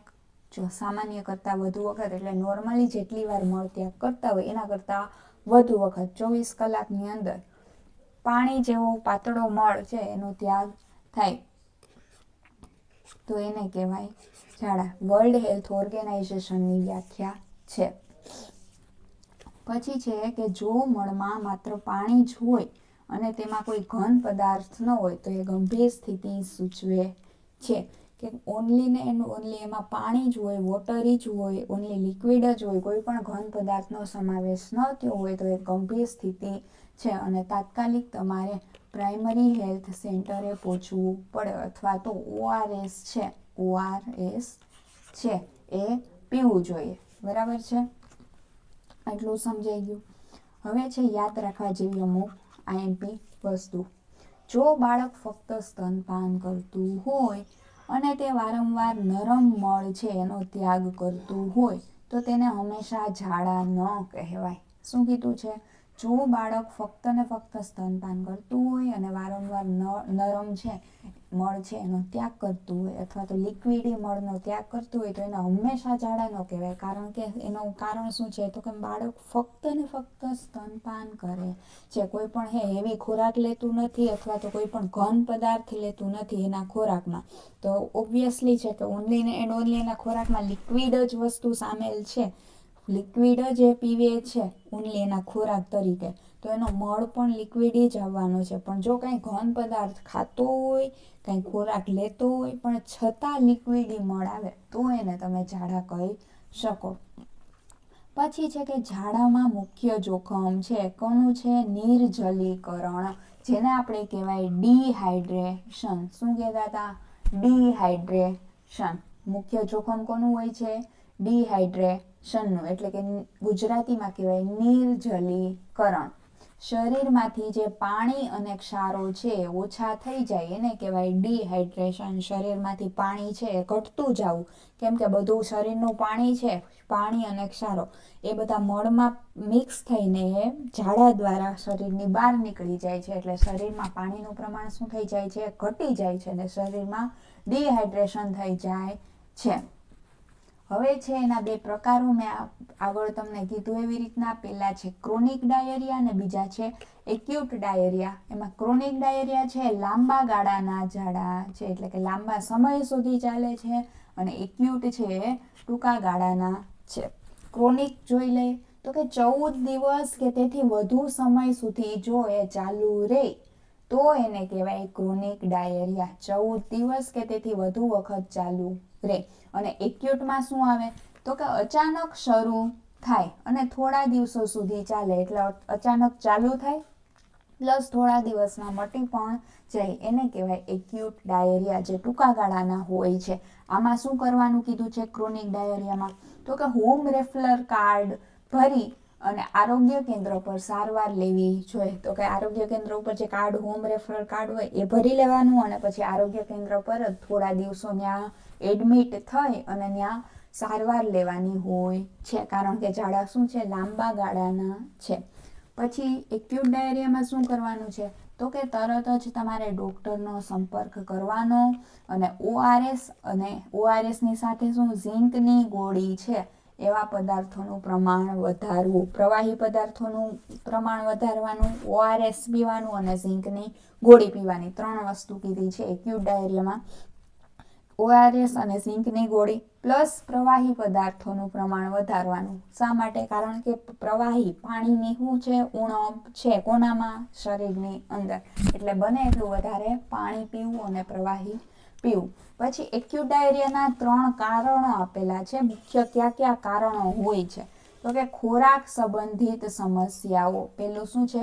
ખોરાક સંબંધિત સમસ્યાઓ. ઘણીવાર શું થાય છે? ઓવરફીડિંગ થઈ જાય છે. બાળક છે જરૂર કરતાં વધુ જમી લે છે, જરૂર કરતાં વધારે ખોરાક લઈ લે છે, જેને લીધે ખોરાક છે એના શરીરમાં સરખી રીતના એક સમયગાળો જે ચોક્કસ હોય પાચનનો, એ સમયગાળાની અંદર પાચન થઈ શકતું નથી ને પચી શકતો નથી, જેને લીધે ઓવરફીડને લીધે શરીર છે એને લોડ આવી જાય છે ડાયજેસ્ટિવ સિસ્ટમની અંદર, અને ત્યારબાદ એને ઝાડા શરૂ થઈ જાય છે અચાનક જ. અચાનક શા માટે? કારણ કે બાળક અચાનક જ જરૂર કરતાં વધારે ખોરાક લઈ લીધો છે, એટલે જ આ એક્યુટ ડાયેરિયા થાય છે. પછી છે ખોરાકની એલર્જી. અચાનક જ એને એવું કંઈક ફૂડ ખાઈ લીધું કે જે એના શરીરને સદતું નથી, ટૂંકમાં એના શરીરની વિરુદ્ધ ખોરાક હોય છે, એનાથી એને એલર્જી હોય છે, એવો કોઈ ખોરાક લઈ લીધો તો પણ એને એક્યુટ ડાયેરિયા થાય છે. પછી છે પાચન તંત્રના વિકારો, કે ઘણીવાર પાચન તંત્રમાં બાળકના શરીરની અંદર લેક્ટોઝની ઉણપ આવી જાય છે ને, જ્યારે લેક્ટોઝ ડિફિશિયન્સી થાય શરીરમાં એટલે ડાયેરિયા થાય જ. લેક્ટોઝની ઉણપ આવવી જોઈએ નહીં. પાચન તંત્રમાં જ્યારે લેક્ટોઝની ઉણપ આવે ત્યારે પણ ડાયેરિયા થાય છે. ક્યાં? તો કે એક્યુટ ડાયેરિયા.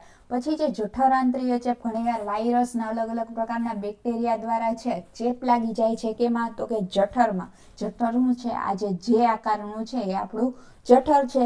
ક્યાં હોય છે? ડાયજેસ્ટિવ સિસ્ટમની અંદર. એમાં છે ચેપ લાગી જાય છે તો પણ ડાયેરિયા થઈ શકે છે, એક્યુટ ડાયેરિયા. હવે છે ચેપના કારણો. ચેપના કારણો ક્યાં ક્યાં છે? તો કે એક તો વાયરસ, આપણે આગળ કીધું એમ વાયરસથી ચેપ લાગી શકે છે. ક્યાં? તો કે ડાયજેસ્ટિવ સિસ્ટમમાં. તો રોટા વાયરસ છે એક ઉદાહરણ છે કે જે વાયરસનો ચેપ લગાડે છે ને જેના દ્વારા શું થાય છે? ઝાડા થાય છે. પછી છે બેક્ટેરિયા. બેક્ટેરિયામાં એક્ઝામ્પલ આપેલા છે, એક તો છે ઇકોલાઈ બેક્ટેરિયા, પછી છે સાલ્મોનેલા ટાઇફી, પછી છે વિબ્રિયો કોલેરી. હવે આ સાલ્મોનેલા ટાઇફી નામના બેક્ટેરિયા છે. આ સાલ્મોનેલા છે એનું આખું નામ શું છે? જો અહીં લખું, સાલ્મોનેલા ટાઇફી. જે કયો રોગ કરે છે? તો કે ટાઇફોઇડ નામનો રોગ કરે છે. કોણ કરે છે? તો કે સાલ્મોનેલા ટાઇફી નામના બેક્ટેરિયા ટાઇફોઇડનો રોગ કરે છે. પછી છે વિબ્રિયો કોલેરી. આ વી કોલેરી લખ્યું, એનું આખું નામ શું છે? વિબ્રિયો કોલેરી.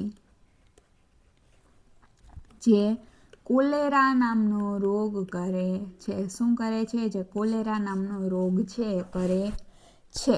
તો બેક્ટેરિયાના ચેપ લાગી શકે છે, ઇકોલાઈ, સાલ્મોનેલા અથવા તો વિબ્રિયો કોલેરા જેવા બેક્ટેરિયા છે. પછી અમુક પરોપજીવી હોય છે જે શરીરની અંદર આવી જાય ખરાબ અને દૂષિત પાણી દ્વારા અથવા તો કોઈ ખરાબ ને દૂષિત ખોરાક દ્વારા, તો આપણને મરડો થઈ શકે છે અને મેલેરિયા થઈ શકે છે.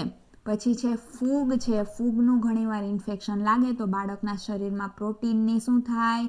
એલર્જી થાય છે. પછી માલન્યુટ્રિશન આવે છે. માલન્યુટ્રિશન એટલે કે શું? તો કે એને ગુજરાતીમાં કહેવાય કુપોષણ. ફૂગનો ચેપ લાગે તો બાળકમાં પ્રોટીનની એલર્જી થઈ જાય છે અને માલન્યુટ્રિશન એટલે કે કુપોષણના ચાન્સીસ રહે છે કે બાળક છે કુપોષિત થઈ જાય છે. હવે આવી બાળ આરોગ્ય તપાસ અને યોગ્ય પોષણ. હવે બાળકની તપાસ કઈ રીતના કરવાની, એમાં શું શું એવા લક્ષણો હોય જે જાણી જોઈને આપણે એને ઓળખી શકીએ કે બાળક છે કુપોષિત છે. તો એમાં સૌથી પહેલાં છે બાળક છે બેભાન થઈ જાય છે, બાળક બેચેન રહેતું હોય, એના મગજને શાંતિ જરાય ન હોય, એકદમ બેચેન હોય. પછી ચીડિયાપણું હોય, બાળકમાં શું હોય? ચીડિયાપણું હોય તો સમજી લેવાનું કે બાળકમાં આ લક્ષણો છે સામાન્ય છે નહીં, એની સારવારની જરૂર છે. પછી છે શું બાળકની આંખના ડોળા અંદર ઉતરી ગયા છે. જો બાળકને કોઈ બીમારી હોય, કાંઈ ટેન્શનમાં હોય કે એના શરીરને કુપોષિત શરીર થતું હોય, કાંઈ સારવારની જરૂર હોય, તો એવા કિસ્સાઓમાં ઘણીવાર બાળકના આંખના ડોળા છે અંદર વયા જાય છે. ઘણીવાર તમે કહો ને તમારા ફ્રેન્ડ્સને ને બધા, તારી આંખ તો સાવ અંદર વહી ગઈ છે વાંચીને અથવા તો ચશ્મા પહેરીને. નાના બાળકોમાં જ્યારે કાંઈ એવું થાય, રોગ થાય, કાંઈ પણ વસ્તુ થાય, જ્યારે એના શરીર કુપોષિત હોય ને સારવારની જરૂર હોય ત્યારે એના ડોળા શું થાય છે? અંદર ઉતરી જાય છે. પછી એક વસ્તુ કીધી છે કે તમારે જે બાળકની ચામડી હોય એમાં ચીમટી ભરવાની. ચીમટી એટલે કે આપણી ભાષામાં આપણે જે કહીએ ને શું કહેવાય? ચીટલો ભરવો અથવા તો ચીટલી ભરવી. એને આમાં કીધું છે કે જો તમારે બાળકને ચીમટી ભરવાની અને તેની ચામડી છે ધીમે ધીમે પાછી આવે છે કે નહીં એ જોવાનું છે. જો ધીમે ધીમે પાછી આવી જાય તો એ વસ્તુ નોર્મલ છે, પણ તો જો તમે બાળકને ચીમટી ભરી અને એ ચામડી છે ત્યાં ખાડા જેવું થઈ ગયું, જે જગ્યાએ ચીમટી ભરી ત્યાં ખાડા જેવું રહી ગયું, ચામડી પાછી આવી નહીં એની જગ્યાએ, તો એનો મતલબ બાળક કુપોષિત છે અથવા તો એને સારવારની જરૂર છે. અને જો એવા કોઈ બાળકો હોય જેમાં આ લક્ષણો દેખાય છે તો એને કાંગારૂ કેર પદ્ધતિની સારવાર આપવી જોઈએ.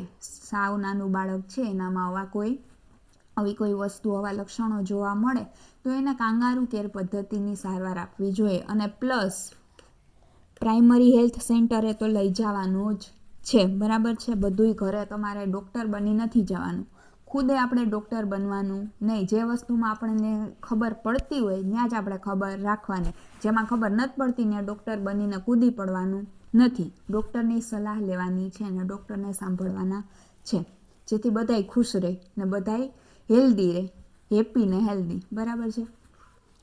પછી છે બાળકને યોગ્ય પોષણ મળે ત્યારે. હવે અહીંયા જે લક્ષણો આપેલા છે બાળકના શરીરના, કે જ્યારે બાળક સુવિકસિત હોય અથવા તો સુપોષિત હોય, એને સારું પોષણ મળતું હોય ત્યારે બાળક કેવું હોય છે, તો કે ત્યારે બાળક દિવસમાં 6 થી 8 વખત પેશાબ કરે છે.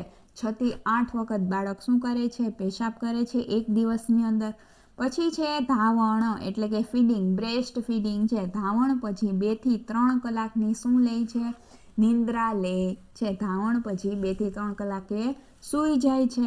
પછી આ તો તમને કદાચ અનુભવ હશે, આજુબાજુમાં તમે કોઈ તમારા કુટુંબમાં કે પરિવારજનોમાં જોયું હોય નાનું બાળક, તો એ બ્રેસ્ટ ફીડિંગ પછી તરત જ તાત્કાલિક સૂઈ જશે, તમે નોટિસ કર્યું હશે.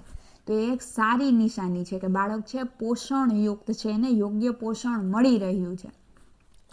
પછી છે પ્રથમ 3 થી 4 મહિનામાં રોજ 20 થી 30 ગ્રામ વજન વધે છે. બાળક જન્મે પછી પહેલાં છે 3 થી 4 મહિના છે એમાં એનું રોજ 20 થી 30 ગ્રામ જેટલું થોડું રોજ એનું વજન શું રહે છે? વધતું રહે છે. એક સારી નિશાની છે. પછી 2 અઠવાડિયા બાદ વજન જન્મના વજન કરતાં વધુ હોય છે. બાળક જન્મે ત્યારે એનું જે વજન હતું, આપણે જે માપ્યું હતું જન્મના 24 કલાકની અંદર, ત્યારથી લઈને 2 અઠવાડિયા પછી એનો પાછો વજન કરો તો જે જન્મ સમયનો વજન હતો એના કરતાં એ વજન છે વધુ હોવું જોઈએ. તો આ બધા છે સારી સાઇન્સ છે કે બાળક હેલ્ધી છે. હવે આવ્યું છે ORS. ORS ઘરેલું બનાવવાની રીત અને એના ઉપયોગ. હવે આપણે ORS ભણીએ એની પહેલાં એક સૌથી મહત્ત્વની ને સરસની વસ્તુ જોવી પડે કે ORS છે એનું ફૂલ ફોર્મ શું થાય. બધા બોલતા હોય ORS પીવું જોઈએ, ઝાડા થઈ ગયા હાલે ORS, બધા ભણાવતાય હોય છે પણ ઘણીવાર એનું ફૂલ ફોર્મ નથી કહેતા હોતા લોકો, અથવા તો કોઈ પૂછતુંય નથી પાછું કે ORSનું ફૂલ ફોર્મ શું છે. તો ORSનું ફૂલ ફોર્મ છે નામ એવું કામ. તો એનું નામ છે ઓરલ રિહાઇડ્રેશન સોલ્યુશન. આ મેં અહીંયા ગુજરાતીમાં લખ્યું, ઇંગ્લિશમાં આપણે ઉપર લખીએ તો ORS એટલે કે ઓરલ રિહાઇડ્રેશન સોલ્યુશન. હવે આ જે સોલ્યુશન શબ્દ છે ને, તમે ઘણીવાર કેમેસ્ટ્રી જેવા વિષયોમાં આ શબ્દ છે ને બહુ વધારે આવે. આ એક એક્સ્ટ્રા માહિતી આપું છું, આપણા વિષયને લગતી નથી, પણ સોલ્યુશનને તમારે શોર્ટ ફોર્મમાં લખવું હોય ને, લાઈક આપણે ઘણીવાર ઇંગ્લિશમાં ઘણીવાર શબ્દો લખતા હોય, જો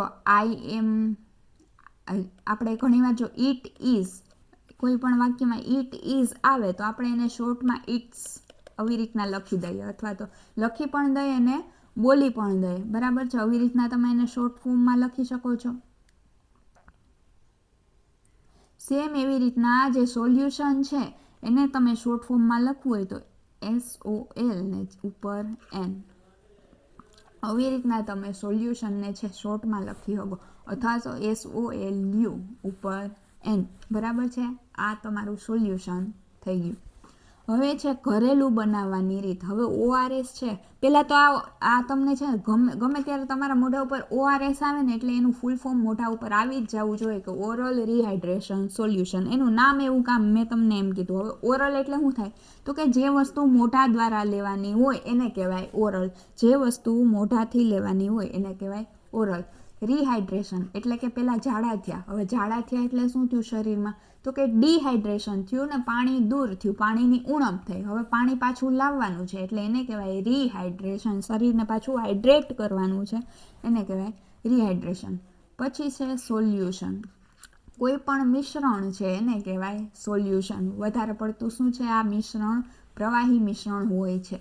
હવે છે ORSને ઘરેલું બનાવવાની રીત. ORS છે ઘરે તમે કેમ બનાવી શકો. તો હવે જ્યારે ઝાડા થાય ને ત્યારે શરીરમાંથી પાણી ઓછું થાય, બધાને ખબર, ડિહાઇડ્રેશન. હવે એના માટેની રામબાણ ઇલાજ છે ORS, ઓરલ રિહાઇડ્રેશન સોલ્યુશન. આ ફૂલ ફોર્મ કોઈ ભૂલતા નહીં. હવે એના ઘરે કેમ બનાવશું તો કે પહેલાં તો 1 ગ્લાસ ચોખ્ખું પાણી લેવાનું છે. જો એક સ્વચ્છ વાસણ લેવાનું, એમાં 1 ગ્લાસ છે ચોખ્ખું પાણી લ્યો. પછી એમાં 2 ચમચી જેટલી ખાંડ અને 1 ચપટી જેટલું મીઠું નાખો. 2 ચમચી જેવી ખાંડ અને 1 ચપટી જ થોડુંક એવું પિંચ જેટલું મીઠું. આપણે કહીએ ને તમે રસોઈ શો જોતા હોય તો સ્વાદ અનુસાર મીઠું, એવી રીતના સાવ ચપટી જેટલું જ શું જોવાનું છે તમારે મીઠું નાખવાનું છે. પછી શું છે તો કે ORSનો પાવડર છે, જે ORSનું પેકેટ છે, જે પાવડર છે એ નાખીને મિક્સ કરી દેવાનું. એટલે તમારું સોલ્યુશન શું થઈ ગયું તૈયાર થઈ ગયું. ORS ઘરે બનાવવાની આ રીત છે. 1 ગ્લાસ છે પાણી લેવાનું, સરસનું ચોખ્ખું પાણી. પછી એમાં 2 ચમચી ખાંડ નાખવાની છે, ચપટી એવું મીઠું નાખવાનું છે ને પછી ORSનો જે પાવડર હતો એ નાખી દેવાનો છે. ઓકે, થઈ ગયું એટલું. હવે એક વાત કહું, ORSની વાત આવી એટલે એમાં એક મહત્વની વાત કેવી મારે જરૂરી છે કે ORSની વાતમાં વચ્ચે હમણાં એક ફ્રોડ નીકળ્યો હતો માર્કેટમાં કે ORSના નામે છે ને તમને ગ્લુકોઝનું, ઘણીવાર ગ્લુકોઝ જેવા પેકેટમાં ઓરેન્જ કલરનું જે બોક્સ અથવા તો જે પેકેટ હોય છે એમાં નકલી ORS કહી શકો તમે એને. એવી રીતના અલગ અલગ કંપનીઓ છે ને નકલી ORS વેચતી હતી માર્કેટમાં. અને આપણે લોકો તો શું હોય કે પેકેટ ઉપર લખ્યું છે કે ORS એટલે આપણે લઈ નાખતા. ખરેખર તો એ જ્યુસ ટાઈપનું હોય છે જે ગ્લુકોઝ આપણા શરીરને હેલ્પ કરી શકે છે, પણ ORS જેવું કામ આપતું નથી. એટલા માટે આપણી જે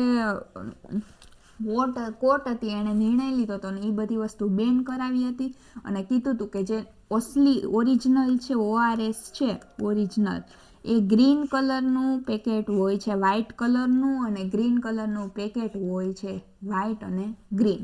બરાબર છે. તો હવે પાછું તમે ગમે ત્યારે ORSની જરૂર પડે ને ORS લેવા જાઓ ત્યારે યાદ રાખજો વ્હાઇટ અને ગ્રીન કલરનું પેકેટ હશે એ ઓરિજિનલ ORS છે ને એ જ ખરીદવું અથવા તો એ જ વાપરવું. બરાબર છે. હવે કીધું છે કે આ તમે બનાવી તો લીધું 1 ગ્લાસ પાણી, 2 ચમચી મીઠું, ચપટી એવું 2 ચમચી ખાંડ, ચપટી મીઠું અને ORSનો પાવડર. હવે આ મિશ્રણ બધી પ્રક્રિયા કરો, એમાં હાથ તમારા સાફ હોવા જોઈએ. એટલે તમારા હાથ છે ચોખ્ખા રાખવાના, સાબુ વડે પહેલાં હાથ ધોવાના. કારણ કે આ મિશ્રણ કોને પીવડાવવાનું છે? નાના બાળકને પીવડાવવાનું છે. હવે આપણા હાથ જ ગંદા હશે ને એને કાંઈ ચેપ લાગી ગયો તો એટલા માટે કીધું છે કે તમારા હાથ છે ચોખ્ખા હોવા ખૂબ જ જરૂરી છે. ઓકે, હવે આગળ વાત છે એનો ઉપયોગ શું છે અને એનો સ્વાદ કેવો હોય છે. તો એનો ઉપયોગ છે ને 24 કલાકની અંદર છે આપણે કરી લેવો જોઈએ. આ મિશ્રણનો ઉપયોગ છે 24 કલાક સુધીમાં કરી લેવો જોઈએ. 24 કલાક બાદ તમે બનાવીને રાખી દીધું, હાલો અમુક એવી બાયું હોય કે હાલો એકારે આખો જગ બનાવી નાખો, આને જાડા છે 3-4 દી સુધી પીવડાવશું, જગ આખો ભરીને રાખી લીધો, રોજ 1-1 ગ્લાસ પીવડાવશું અથવા તો રોજ 2-2 ગ્લાસ ફ્રીજમાં રાખ દો એટલે બગડશે નહીં. પણ એ લાવે એમ ન હોય કોઈ દી.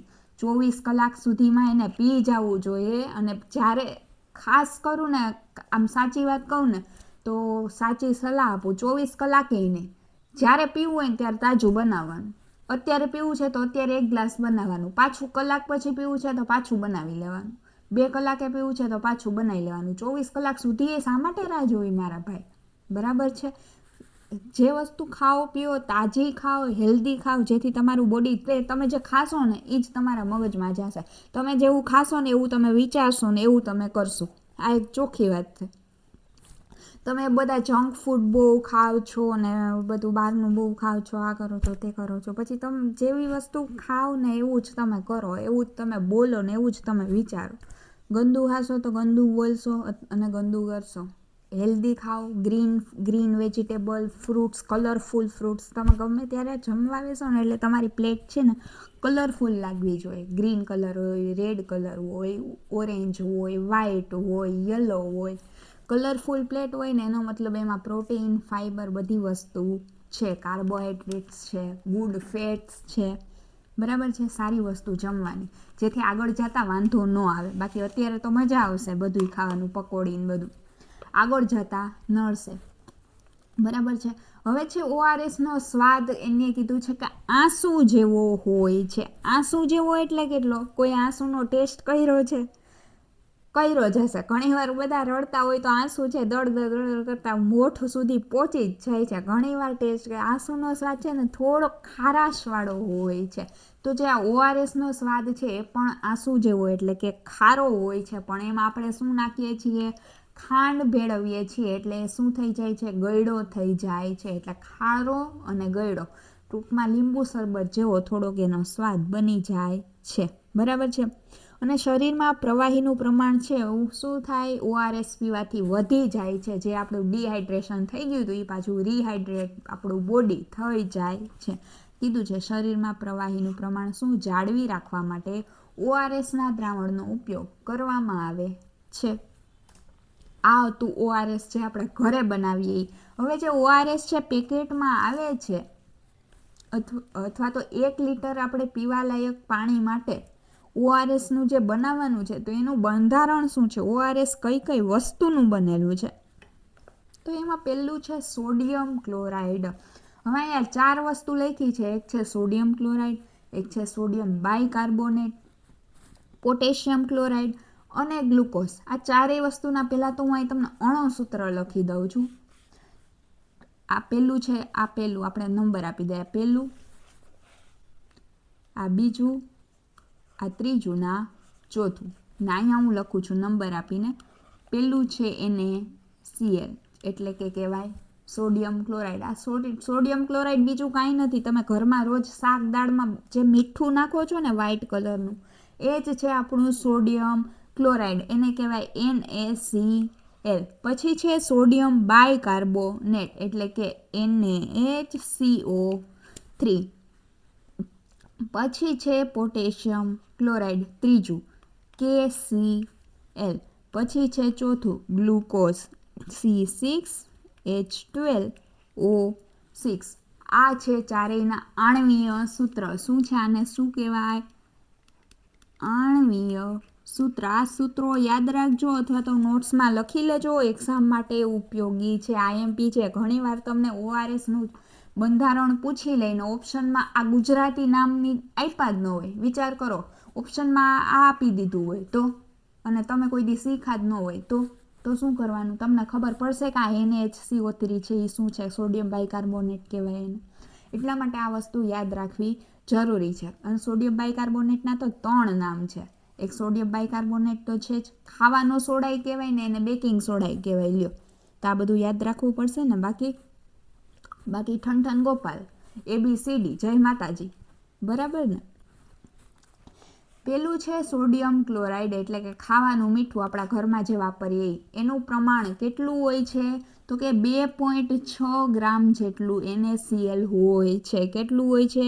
2.6 ગ્રામ જેટલું NaCl હોય છે તેમાં ORSના બંધારણમાં. પછી સોડિયમ બાયકાર્બોનેટ છે, NaHCO3 છે. ખાવાનો સોડા પણ કહેવાય ને બેકિંગ સોડાઈ કહેવાય. તો એ કેટલું હોય છે? 2.5 ગ્રામ જેટલું એટલે કે 2.5 ગ્રામ જેટલું. આના કરતાં છે 0.1 ગ્રામ ઓછું છે. જો અહીં 0.1 ગ્રામ જ ઓછું છે.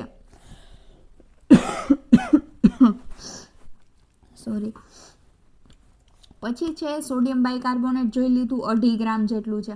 અહીંયા એક નોંધ આપેલી છે, જો સોડિયમ સાઇટ્રેટનો ઉપયોગ કરવામાં આવે તો 2.9 ગ્રામ માત્રા લેવી જોઈએ. હવે આમાં એક વાત કીધેલી છે કે ઘણીવાર છે અમુક ORSમાં સોડિયમ બાયકાર્બોનેટની જગ્યાએ સોડિયમ સાઇટ્રેટનો ઉપયોગ કરવામાં આવે છે. હવે સોડિયમ સાઇટ્રેટનું છે શું છે, જો અહીંયા લખું છું, આણ્વીય સૂત્ર શું છે તો કે Na3C6H5O7.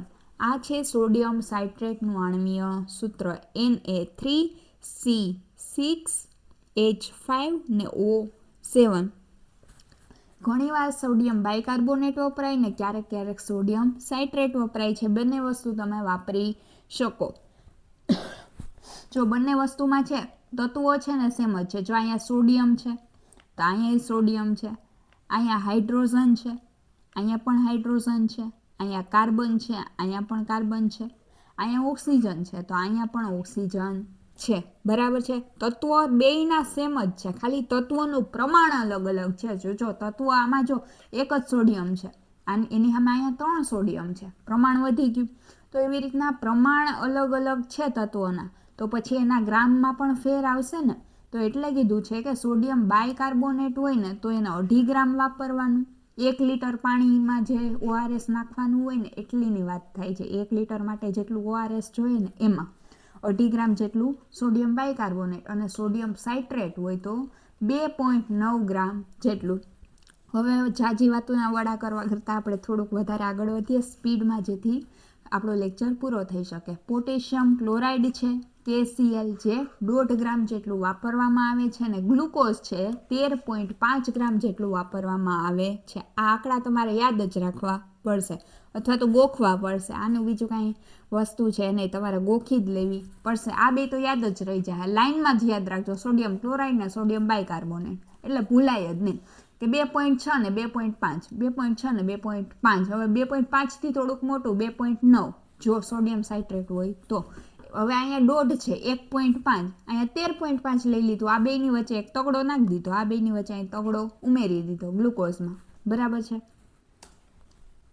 હવે કીધું છે કેટલા વર્ષના બાળકો માટે કેટલું ORS વાપરવું જોઈએ એ કીધું છે. તો સૌથી પહેલાં તો કીધું છે 6 મહિનાથી 2 વર્ષ સુધીના બાળકો હોય એના માટે ORS છે, એનું માત્રા છે અને એનું પ્રમાણ છે. 6 મહિનાથી 2 વર્ષ સુધીના બાળકો, યાદ રાખજો, 6 મહિનાથી 2 વર્ષ, 6 મહિનાથી 2 વર્ષ સુધીના બાળકો છે એને જો ઝાડા અથવા તો એવી કોઈ કન્ડિશન આવે કે એને ORS પાવાની જરૂર છે તો એને કેટલું આપવાનું, તો કે દરેક વખતે જેટલી વાર આપો, ઝાડા થયા પછી, ઝાડા થાય અને જ્યારે તમે એને પીવડાવો 50 થી 100 ml, એટલે કે આશરે અડધો કપ, જે કપ છે આશરે અડધો કપ, 50 થી 100 ml જેટલું ORS આપણે આપવાનું છે. કોને, તો કે 6 મહિનાથી 2 વર્ષ સુધીના બાળકો હોય એને, વધારે નહીં, 50 કે 100 ml જેટલું. 50 થી 100 ની વચ્ચે હોય તો ચાલે, પણ 100 થી વધવું જોઈએ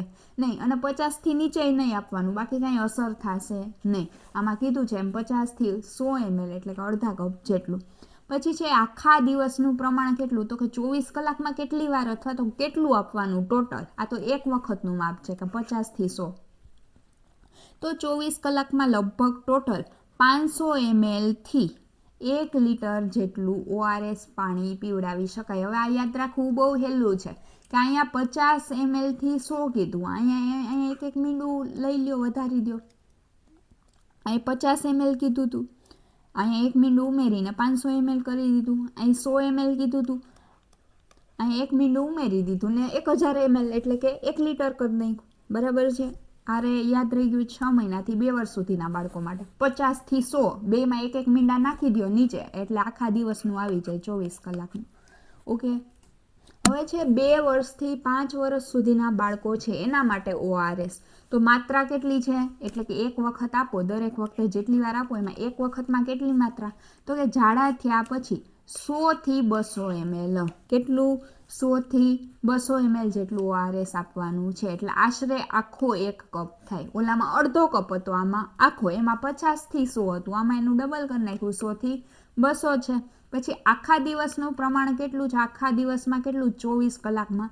તો કે જરૂરિયાત મુજબ 1 થી 1.5 લીટર જેટલું ORS આપી શકાય છે। ટોટલ 1 થી 1.5 લીટર જેટલું। ઓલામાં એક છેલ્લો આંકડો હતો 1 લીટરનો, 500 થી 1 લીટર જેટલું, અને આમાં 1 થી 1.5 લીટર જેટલું આપી શકાય છે।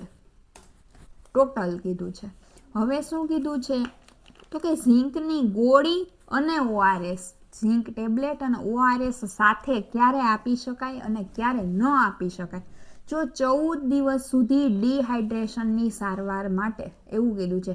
આપણે જે કીધું હતું ક્રોનિક ડાયેરિયા, જેમાં 14 દિવસથી વધારે સમય સુધી શું રહે છે? ઝાડા રહે છે। તો 14 દિવસ સુધી જો બોડીમાં ડિહાઇડ્રેશન થયું હોય ત્યારે ORSની સાથે છે ઝીંકની ગોળી આપવામાં આવે છે। એટલે અહીંયા લખવાનું કે ક્રોનિક ડાયેરિયા થયો હોય ત્યારે સ્પેશિયલી ક્રોનિક ડાયેરિયા સમયે ઝીંકની ગોળી ORSની સાથે આપવાની છે। પણ અહીંયા એક વોર્નિંગ આપેલી છે। શું આપેલું છે? IMP વોર્નિંગ આપેલી છે કે 2 માસથી નાના બાળકો હોય એને ક્યારેય ઝીંકની ગોળી આપવાની નથી। 2 મહિનાથી નાના બાળકોને ORSની સાથે ક્યારેય ઝીંકની ગોળી આપવાની નથી। અગત્યની ચેતવણી છે। 2 માસથી ઉપરના બાળકો હોય એને જ આપવાની છે।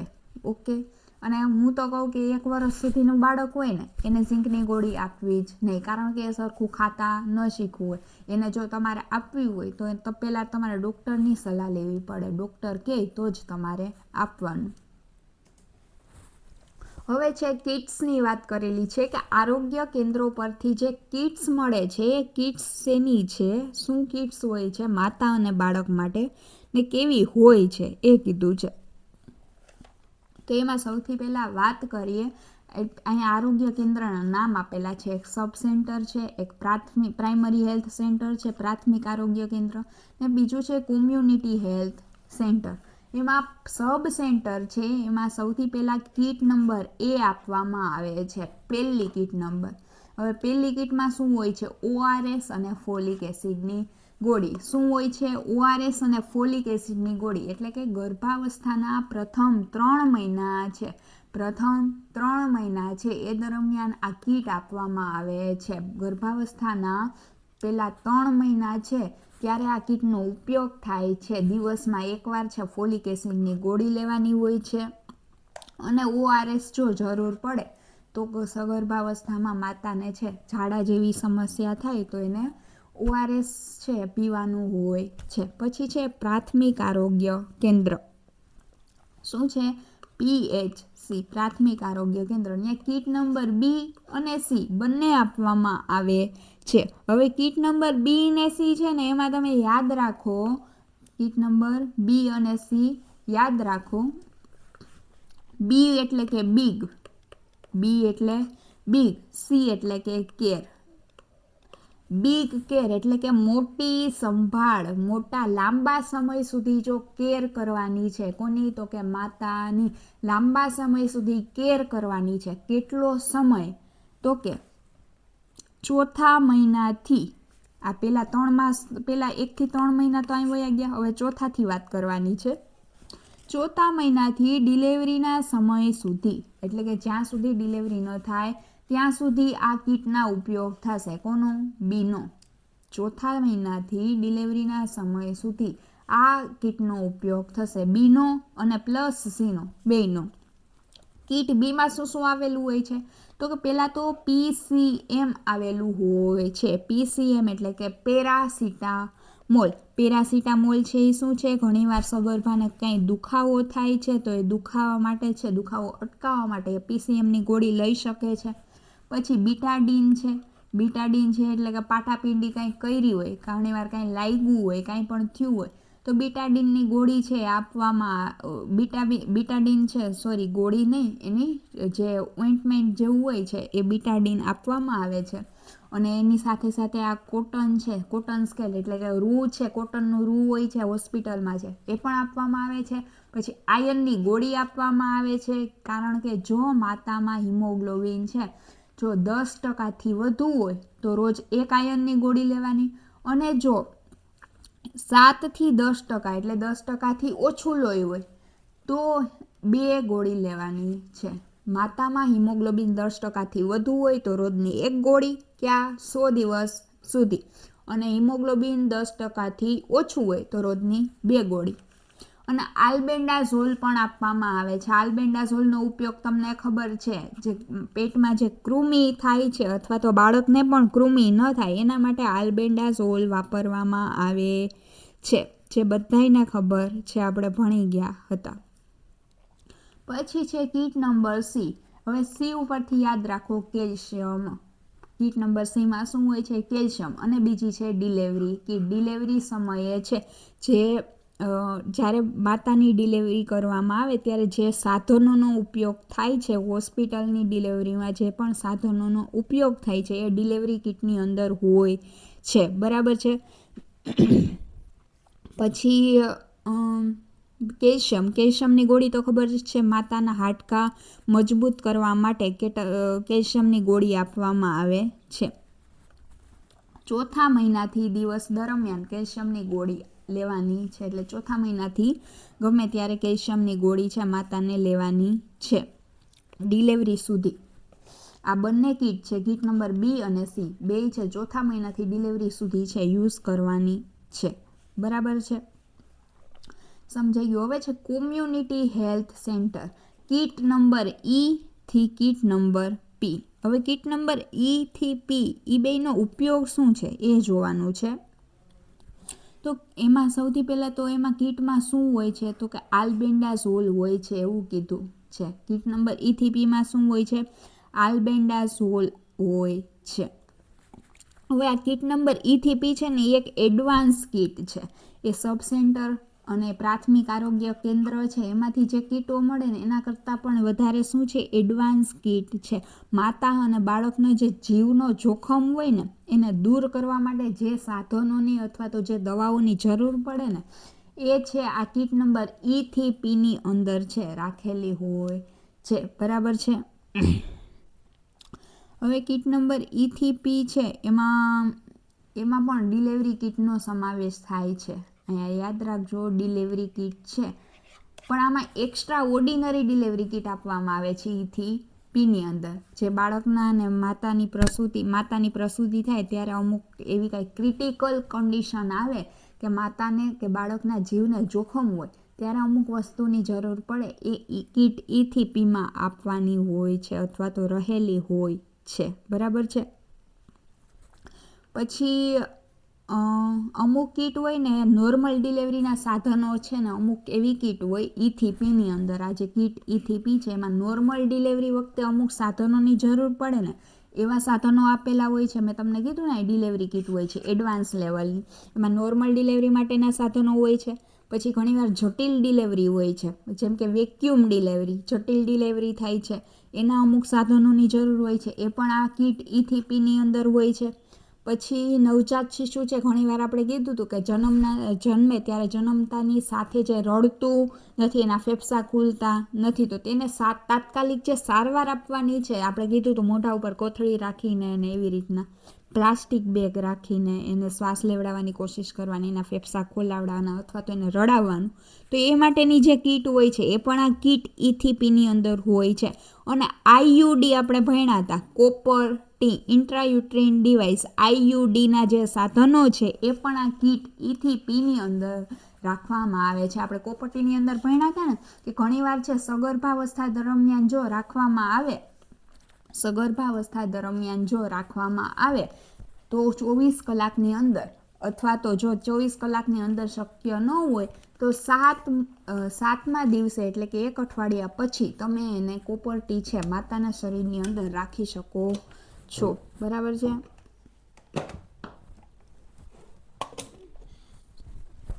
બરાબર છે.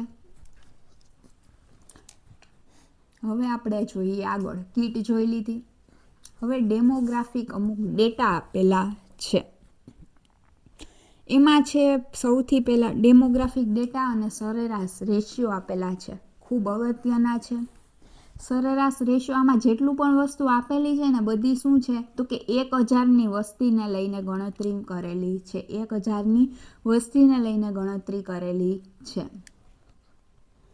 તો એમાં સૌથી પહેલાં તો છે ને આપણે ઊંધી શરૂઆત કરીએ. આમાં પડે લાઈનમાં 1 2 3 4 5 આપ્યું. આપણે શરૂઆત છે ને 5થી કરીએ. 5થી તો જેટલા માની લ્યો એક નાનકડું ગામ છે ને એ ગામની અંદર ટોટલ છે ને 1000 માણસો રહે છે. તો આ 1000 માણસો છે ને એની વાત કરવાની છે કે 1000માંથી છે લક્ષિત દંપતી કેટલા છે તો કે 150થી 180 એવા દંપતી છે. એટલે કે સરેરાશ કેટલા છે 165 લક્ષિત દંપતી છે. એટલે કે જે લોકો આગળ બેબી પ્લાન કરતા હોય અથવા તો ફેમિલી પ્લાનિંગ કરવાના હોય એવા દંપતીની સંખ્યા કેટલી છે 1000માંથી 150થી 180. પછી આપણે આવીએ અહીંયા ફેમિલી પ્લાનિંગ થઈ ગયું પછી ડાયરેક્ટ શું આવશે સગર્ભા સ્ત્રીઓ. તો જે 1000માંથી છે સરેરાશ છે કેટલી સગર્ભા સ્ત્રીઓ થાય છે તો કે 30 થાય છે. કેટલી થાય છે 30 સ્ત્રીઓ છે એ ફેમિલી પ્લાનિંગ કરીને સરખી સગર્ભાવસ્થા છે એ પ્રાપ્ત કરી શકે. 1000માંથી નહીં સોરી એટલે ટોટલ 1000માંથી એટલા ફેમિલી પ્લાનિંગ કર્યું હતું સરેરાશ 165. હવે 165માંથી જે 30 સ્ત્રીઓ છે સગર્ભ થાય છે. હવે એ 30માંથી આપણે 30 લીધું છે એમાંથી 25 જેટલાનો જન્મ થશે અને આપણે માની લઈએ કે 5 જેટલા છે એનું શું થશે ગર્ભપાત અથવા તો મિસકેરેજ કે એવી કંઈક વસ્તુ થઈ શકે છે. અંદાજો આપણે શંકા લગાવી શકીએ છીએ.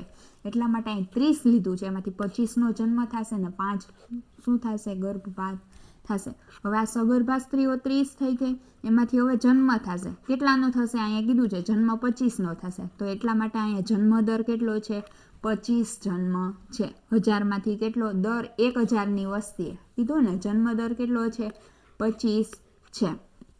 હવે એમાંથી ઇન્ફન્ટ્સ કેટલા બનશે એટલે જન્મ થઈ ગયો પણ એ ટોટલ 25નો જન્મ થયો એમાંથી માની લઈએ કે જન્મ સમયે ઘણીવાર બાળ મૃત્યુ થાય છે. ડિલિવરી સમયે ઘણા બાળકો મૃત જન્મે છે અથવા તો મૃત્યુ થઈ જાય છે.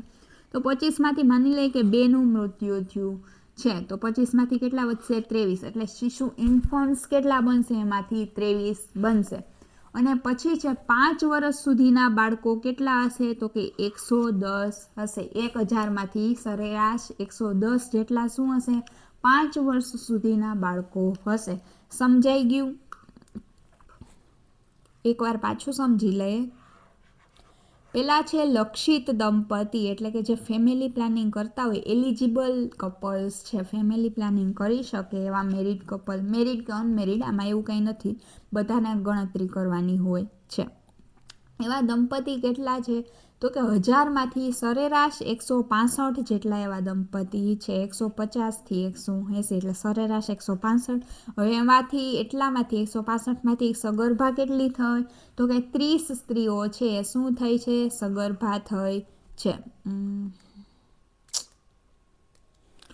કેટલી છે 30 સ્ત્રીઓ છે એ સગર્ભ થઈ છે. એમાંથી 5ના ગર્ભપાત થઈ જાય છે અને 25નો જન્મ થાય છે. તો જન્મ દર આવ્યો 1000ની વસ્તીએ 25. એમાંથી 2 છે બાળ મૃત્યુ પામે છે તો 23 છે શું થાય શિશુ ઇન્ફન્ટ્સનો જન્મ થાય છે ને 5 વર્ષ સુધીના બાળકોની સંખ્યા કેટલી છે 110. આ આંકડા યાદ રાખજો. આ આંકડા એક્ઝામમાં પૂછાઈ શકે છે. 1000ની વસ્તીએ 1 વર્ષની અંદર છે એના આંકડા આપેલા છે. બરાબર છે.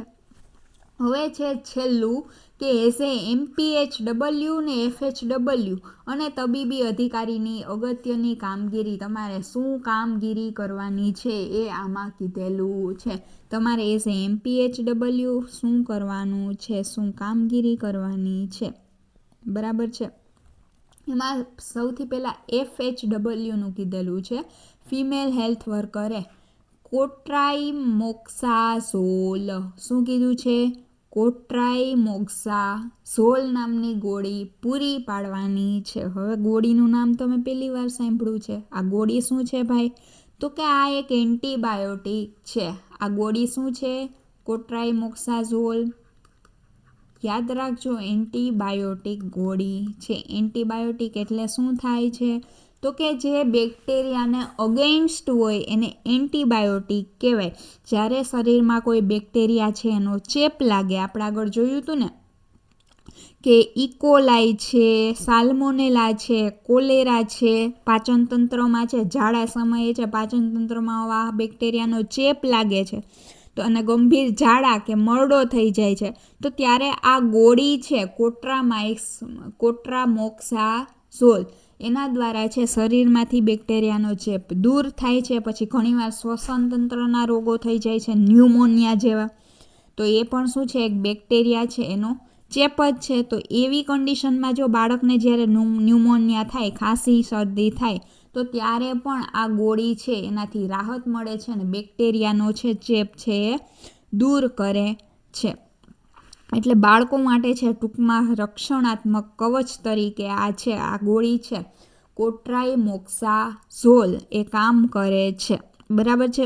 પછી ઘણીવાર પેશાબ માર્ગનું કંઈક ઇન્ફેક્શન હોય છે અથવા તો કાનનો કંઈ ચેપ હોય છે, એ મટાડવામાં પણ આ ગોળીનો ઉપયોગ થાય છે. કોટ્રામોક્સાઝોલ નામ થોડુંક અટપટું છે પણ તમારે યાદ તો રાખવું જ પડશે. ટૂંકમાં તમે આ ગોળી માની લ્યો ને તો બેક્ટેરિયાની ક્લાસ લેવા માટે છે આ ગોળી યુઝ થાય છે. શરીરમાં કોઈ પણ બેક્ટેરિયાનો ચેપ લાગ્યો હોય કે ગંભીર ઝાડા થયા હોય તો એન્ટીબાયોટિક તરીકે બેક્ટેરિયાનો ગ્રોથ અટકાવવા માટે, બાળકને એકદમ તાજું માજું કરવા માટે આ ગોળી વપરાય છે. પછી છે સગર્ભાવસ્થાથી માંડીને બાળક 5 વર્ષનું થાય ત્યાં સુધી આરોગ્યની દેખરેખ રાખવી. બાળકની અને માતાની બંનેના આરોગ્યની દેખરેખ રાખવાની છે. પછી છે એન્ટીનેટલ કેર. એન્ટીનેટલ કેર શું છે? તો કે જ્યારે માતા પ્રથમ વખત પ્રાઇમરી હેલ્થ સેન્ટર પર આવે ત્યારે તેની મેડિકલ હિસ્ટ્રી, હાઈ રિસ્ક પ્રેગ્નન્સીના ચાન્સીસ એટલે કે એની ઓળખ, પછી IFA ગોળીઓ અને રસીકરણની સુવિધા પૂરી પાડવાની છે. MPHW અને FHW તરીકે તમારે આ છે સગર્ભાવસ્થા પહેલાંની શું છે, શરૂઆતની એન્ટીનેટલ કેર એટલે કે શરૂઆતની જે કેર છે સગર્ભાવસ્થાની શરૂઆતની એ છે. પ્રાઇમરી હેલ્થ સેન્ટર ઉપર માતા પહેલી વાર આવે ત્યારે એની મેડિકલ હિસ્ટ્રી આખી કાઢવાની છે, હાઈ રિસ્ક પ્રેગ્નન્સીના એના ચાન્સ છે કે નહીં એ જોવાનું છે, IFAની ફોલિક એસિડની ગોળીઓ આપવાની છે અને રસીકરણની સુવિધા પૂરી પાડવાની છે. પછી છે જોખમી સગર્ભાવસ્થા એટલે કે હાઈ રિસ્ક પ્રેગ્નન્સી, જે આપણે અહીંયા વાત કરીએ તો વધુ સારી સારવાર માટે સામૂહિક આરોગ્ય કેન્દ્ર એટલે કે CHC અથવા તો મોટી હોસ્પિટલ એને રિફર કરવાની છે. ઘણીવાર ગામડાના બાળકો હોય અથવા તો કોઈ અનએજ્યુકેટેડ માણસો હોય તો એને ખબર ન હોય, એવી કોઈ માતા હોય તો કે અહીંયા સારવાર પૂરી થઈ શકે નહીં. ઘણીવાર પ્રાઇમરી હેલ્થ સેન્ટરમાં છે પૂરતી સુવિધાઓ ગામડામાં કે ન આવેલી હોય જેથી એને મોટી હોસ્પિટલ રિફર કરવાની છે જો એમાં હાઈ રિસ્ક પ્રેગ્નન્સીના ચાન્સીસ હોય તો. પછી છે પ્રસૂતિ. જો ઘરમાં થતી પ્રસૂતિ છે અટકાવવાની છે, કારણ કે ઘરે કોઈ છે શું કહેવાય, કોઈ સ્પેશિયાલિસ્ટ હોતું નથી અને બાળ મૃત્યુ દર અને માતા મૃત્યુ દર અટકાવવા માટે ઘરમાં થતી પ્રસૂતિ અટકાવવી ખૂબ જ જરૂરી છે, પહેલું પગલું છે. તો ઘરમાં થતી પ્રસૂતિ અટકાવવાની અને તાલીમબદ્ધ દાયણો તૈયાર કરવી. હવે તાલીમબદ્ધ દાયણો એટલે કે ટૂંકમાં નર્સ તૈયાર કરવી અથવા તો અને સંસ્થાકીય પ્રસૂતિનો આગ્રહ રાખવો. ઘરમાં થતી પ્રસૂતિ અટકાવવાની છે. પછી આવા લોકોને તાલીમ આપવાની છે, એને સમજાવવાના છે કે ભાઈ ઘરમાં પ્રસૂતિ કરશો તો શું શું રિસ્ક રહી શકે છે, એની જગ્યાએ તમે સંસ્થાકીય સારી જગ્યાએ હોસ્પિટલમાં ડિલિવરી કરશો એનો આગ્રહ રાખવો, જેનાથી તમને આ ફાયદા થઈ શકે છે, તમારું આરોગ્ય સુધરી શકે છે. પછી છે લેબોરેટરીની તપાસ. માતાના સ્વાસ્થ્યની તપાસ માટે લોહીની તપાસ, હિમોગ્લોબિનની તપાસ, પછી એને HIV એડ્સનો ચેપ છે કે નહીં એની તપાસ, પછી એનું બ્લડ ગ્રુપ કયું છે એની તપાસ, પછી પેશાબની તપાસ, એમાં આલ્બ્યુમિન અને શુગરનું પ્રમાણ કેટલું છે એ એટલું કરવું જોઈએ, એટલી તપાસ તમારે લેબોરેટરીમાં માતાની કરાવવાની છે જેથી ટોક્સિમિયા કે અન્ય રોગ પારખી શકાય. હવે તમારે મને કોમેન્ટ સેક્શનમાં કહેવાનું છે ટોક્સિમિયા આપણે પાછળ જોયું હતું પણ એ રોગનું એક બીજું નામ હતું.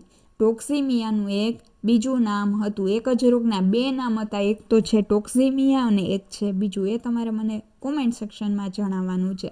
કદાચ અહીંયા તમને આ જ વાક્યમાં એક હિન્ટ તો છે જ, જો તમને મળે તો. અહીંયા આપણો લેક્ચર અહીંયા પૂરો થાય છે ને લગભગ અહીંયા બાળક વિશે આપણે બધું જાણી ચૂક્યા છે. આપણું બાળક માતા આપણે પૂરું કર્યું તો અહીંયા આપણે બાળક પૂરું કર્યું છે. હવે નેક્સ્ટ લેક્ચરથી આપણે નેક્સ્ટ ટોપિકમાં આપણે વાત કરશું.